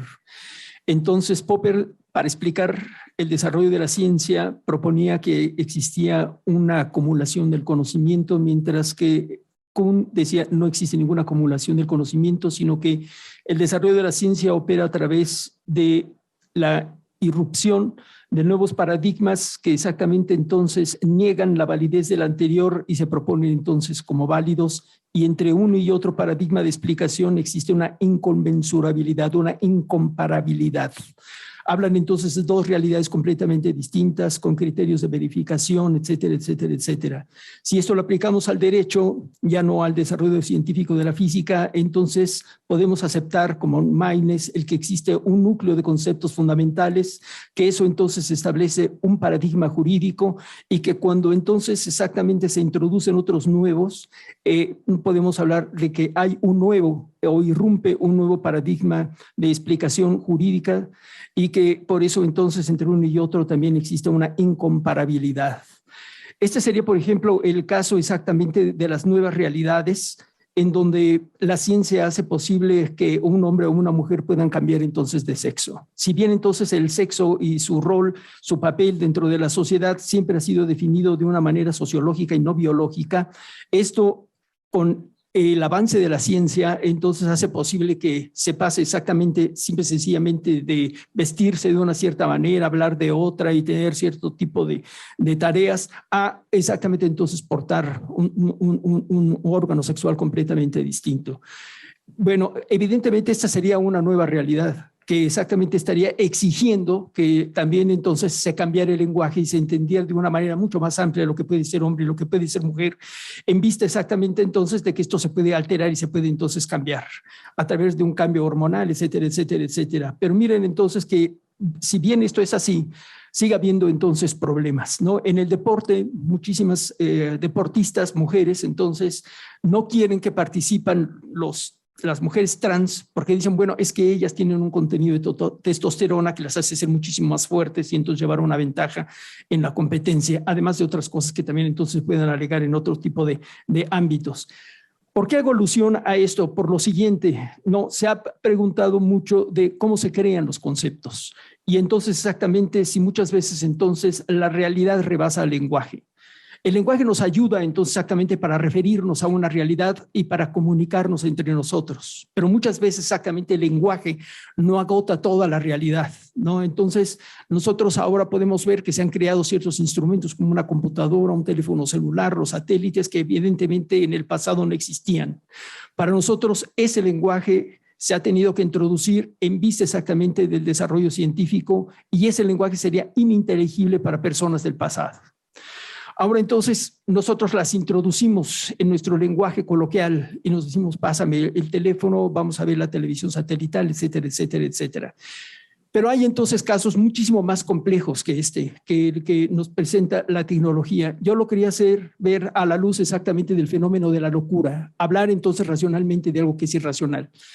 Ese es un problema que también entonces lo tenemos en el caso del delincuente, porque alguien delinque o comete exactamente o altera el orden a sabiendas de que ese orden permite o posibilita su vida propia. Sería entonces exactamente una sinrazón, ¿no? Y también entonces el caso de la misma sexualidad. Para ciertas personas la sexualidad comienza en la pubertad cuando aparecen los rasgos secundarios sexuales. Para Freud, por ejemplo, comenzaba desde la niñez, ¿no? Entonces era exactamente un concepto completamente distinto de sexualidad que al incluirlo entonces también le permitía hablar de fenómenos psíquicos completamente distintos que habían permanecido ocultos o completamente ciegos en el pasado. ¿Cómo entonces exactamente nuestro lenguaje permite asumir cierto tipo de realidades que no estaban incluidas porque no existían términos para ello? Eso es exactamente entonces una de las cuestiones más interesantes del estudio del lenguaje, ¿no? Que ya había sido incluso planteada desde que se comienza a reflexionar sobre el lenguaje con Platón en el Cratilo, y existe exactamente entonces la pregunta, ¿cómo es que el lenguaje formado por palabras se refiere al mundo formado por cosas? Bueno, esto sería entonces lo primero que podría decir. No sé qué otra cosa podría decir el doctor Imer Flores. Gracias, Guillermo. Imer, adelante. Muchas gracias. Lo que gustes. Sí, no, porque como bien dijiste, son muchísimos temas, muchísimas preguntas y muchas creo que cada una da para mucho tema, ¿no? Yo quizás retomo algo de lo que también predecía Guillermo, y entonces, y también me suena que siguiendo a Wittgenstein, ¿no? Esta idea de los límites de mi lenguaje son los límites de mi mundo, ¿no? Entonces, y el derecho, ¿no? cómo el derecho, por un lado, va reconociendo fenómenos de la realidad y entonces, pues, digamos, familia siempre hemos tenido, ¿no? La familia tradicional, hombre-mujer, siempre había estado ahí, ¿no? Pero con el tiempo pues, se empezaron a dar alternativas, ¿no? Otras alternativas, familias no tradicionales, de parejas del mismo sexo, de eventualmente, no sé, familias ya de divorciados, pues antes no había divorciados, ¿no? Entonces, ¿cómo a esas palabras o a esos, tendríamos que ir identificando los conceptos para esos fenómenos? Entonces, volviendo un poco a esto de que los fenómenos se tienen que ir, digamos, los fenómenos están ahí en la realidad. Necesitamos ir encontrando las palabras, los conceptos que les vamos a aplicar a esos fenómenos y de alguna forma, insisto, y como abogados, para poderlos operar y con base en eso darles derechos y obligaciones, ¿no? Entonces, en ese sentido, sí, me encanta esta parte de entender los conceptos jurídicos como instituciones, entender que qué es lo que hace que esto sea tal o cual otro concepto, ¿no? ¿Qué es lo que tratamos de operar con esos conceptos, institucionalizar con esos conceptos, no sé, generalizar, formalizar, son otras palabras que usamos en el derecho y bueno, básicamente estamos jugando con los conceptos, ¿no? De ahí sigo creyendo que no es nada más una cuestión de convenciones sociales, porque si la convención social dice que matrimonio se queda de hombres y mujeres, pues no hubiéramos avanzado. Entonces no creo que sea una cuestión meramente de convención social. Creo que tiene que ver con esta idea como más fuerte de interpretación, de argumentación, de se puede justificar, se requiere hacer el ajuste. Sí, creo que todo el tiempo estamos haciendo como ese tipo de ajustes, ¿no? ¿Qué tanto hay aspectos ideológicos o no? Pues no lo dudo, discursivos, etcétera, etcétera.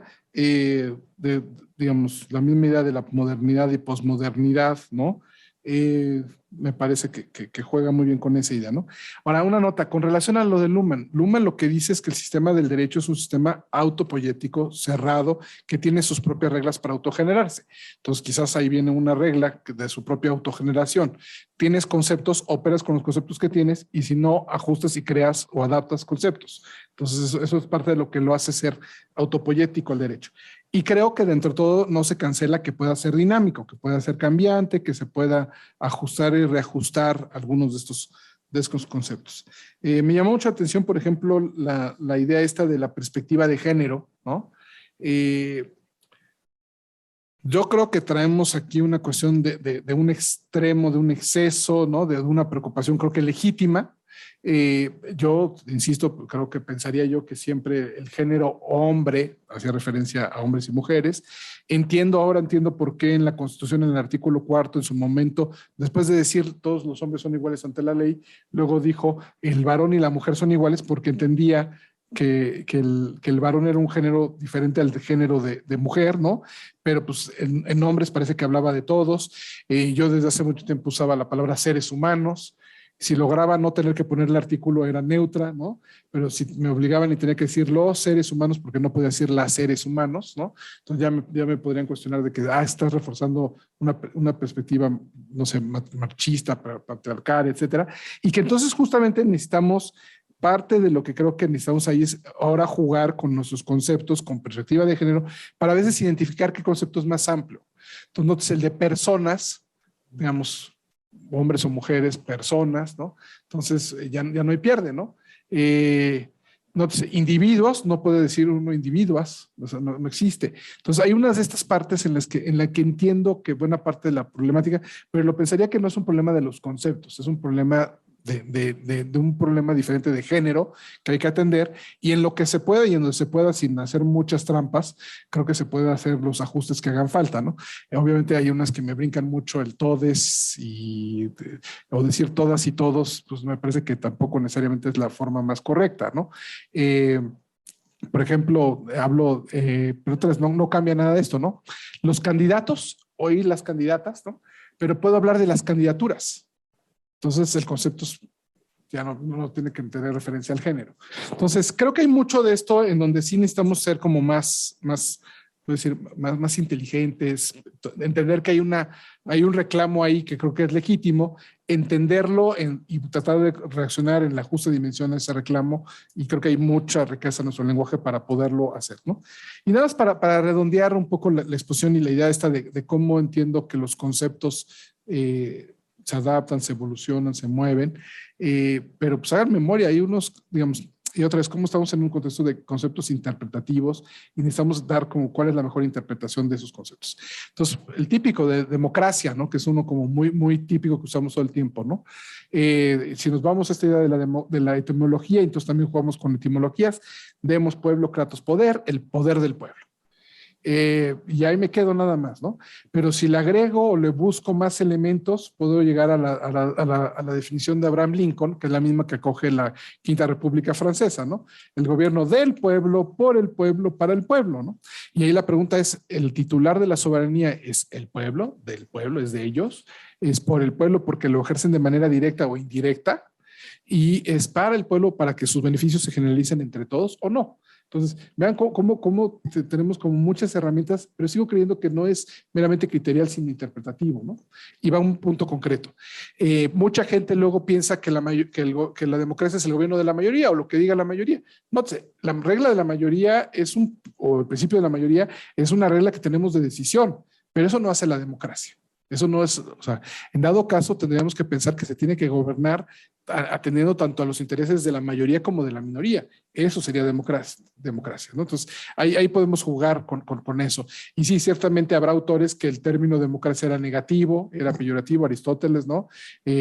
No siempre decimos que demagogia, ¿no? Es la forma como yo lo entendía.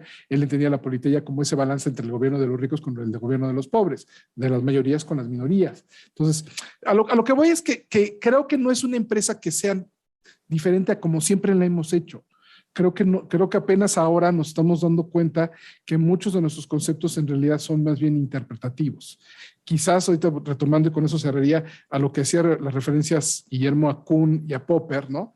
Del cambio de paradigma, ¿no? Y también la idea de la falseabilidad también de Popper. Regresa esta idea de que podemos tener desacuerdos, interpretamos, argumentamos y va y viene la discusión en búsqueda de una que esté mejor, que esté más justificada o que esté bien la justificación. Y en ese sentido creo que redondearía ya con la exposición de cómo sí creo que construimos los conceptos. Creo que ya muchos los hemos construido, entonces ya muchos ya se vuelven casi ya nada más los aplicamos, pero seguimos con este estira y afloje de hasta dónde los amplías, ¿no? Hasta dónde los llevas, lo aplican o no aplican en esta situación, ¿no? Bueno, muchas gracias. A ti, Iner.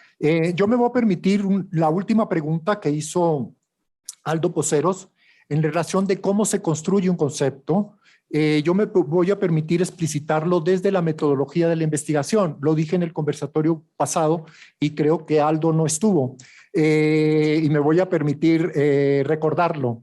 El cómo se construye un concepto desde la metodología de la investigación son a través de dos pasos. El primero es problematizando, es decir, preguntándote. Y la pregunta esencial es, ¿qué es algo o alguien? O sea, eso tú lo haces, ¿saben? Y tú creas el concepto, o al menos acercarte a un concepto que tú quieras hacer. Repito, el primer paso, problematizando, preguntándote, ¿qué es ese algo o ese alguien? Segundo paso, planteando hipótesis, es decir, respondiéndote a esa pregunta que tú mismo te planteas, ¿saben? ¿Y cómo te debes responder? Se ha dicho aquí, pues con lenguaje, o sea, nuestra herramienta principal, tanto en la pregunta como en la respuesta, es nuestro lenguaje propio, el lenguaje ordinario y técnico. Si soy filósofo y es implícito que va a funcionar implícitamente el lenguaje técnico del filósofo. Si soy abogado, voy a utilizar en mis palabras cotidianas tanto las ordinarias como las técnicas por ser abogado. Entonces, ahí desde ese punto de vista es lo que yo le diría a Aldo de cómo se construye un concepto desde la metodología de la investigación. Nos quedan 5 minutos. Pero al menos es para agradecerles, ¿no?, a los que estuvieron vía remota por su interés, a los presentes también. Recordarles que el próximo miércoles tenemos el último conversatorio. Esperamos su asistencia y quizá aprovechando el tiempo y la presencia de ustedes, de hecho ya nos citaron varios autores, ¿saben? Pero como un cierre, alguna referencia principal que nos guíe a los que somos iniciantes, estamos empezando a entender estos temas. ¿Algún libro, Guillermo, que nos puedas recomendar sobre este tema? Bueno, no tiene postdoctorado, pero es Platón, ¿no? Yo siempre... Muy bien, muy bien. Yo tampoco tengo postdoctorado. Bueno, y otra cosa, bueno, agradecerles a todos de verdad. El que a uno lo escuchen es muy importante. Uno a veces está trabajando creyendo que está abordando en el vacío y para nadie, pero el que ustedes estén aquí, que se hayan tomado la violencia de venir y también los que están entonces en línea es algo muy importante. Muchas gracias entonces por habernos escuchado y las preguntas. Gracias a ti, Guillermo.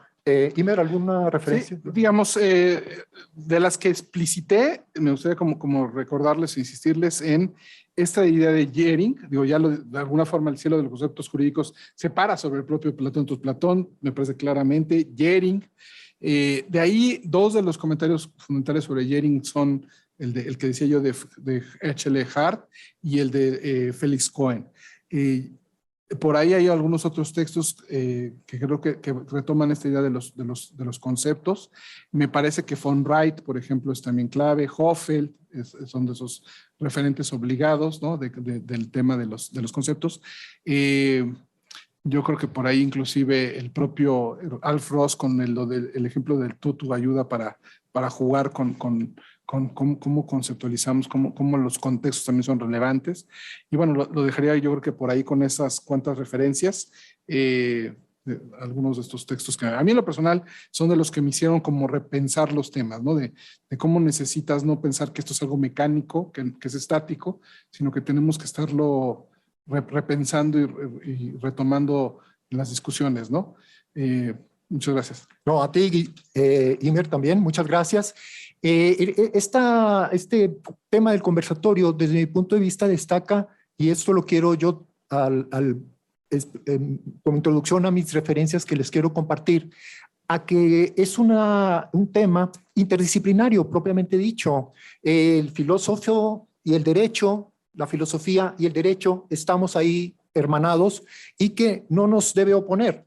¿Qué quiero decir con ello? Que muchas veces hay un debate desde mi punto de vista que no es necesario, en el sentido de que pues a veces las diferencias disciplinarias nos separan y creo que eso ya en pleno siglo XXI al contrario, ¿no? Nos debe unir estas diferencias disciplinarias porque nos enriquecen y por eso el Instituto de Investigaciones Filosóficas tiene este libro, La filosofía y su historia, por ejemplo, de Jorge J.E. Gracia, del Instituto de Filosóficas, para entrar así como introducción para un panorama, ¿verdad? Otro panorama, pero ya en particular para el derecho, juristas y filósofos, una historia de la filosofía del derecho, de Mauro Barberis, es un autor italiano, ¿verdad? También lo pueden, para contextualizar este debate. Y en particular, a mí me parece, por el tema ya en concreto de nuestro conversatorio, a mí me parece este es un clásico de Norberto Bobbio, Derecho y Lógica. ¿Saben? Es un librito muy claro que también nos puede ayudar. Dicho lo anterior, gracias a todos de nuevo.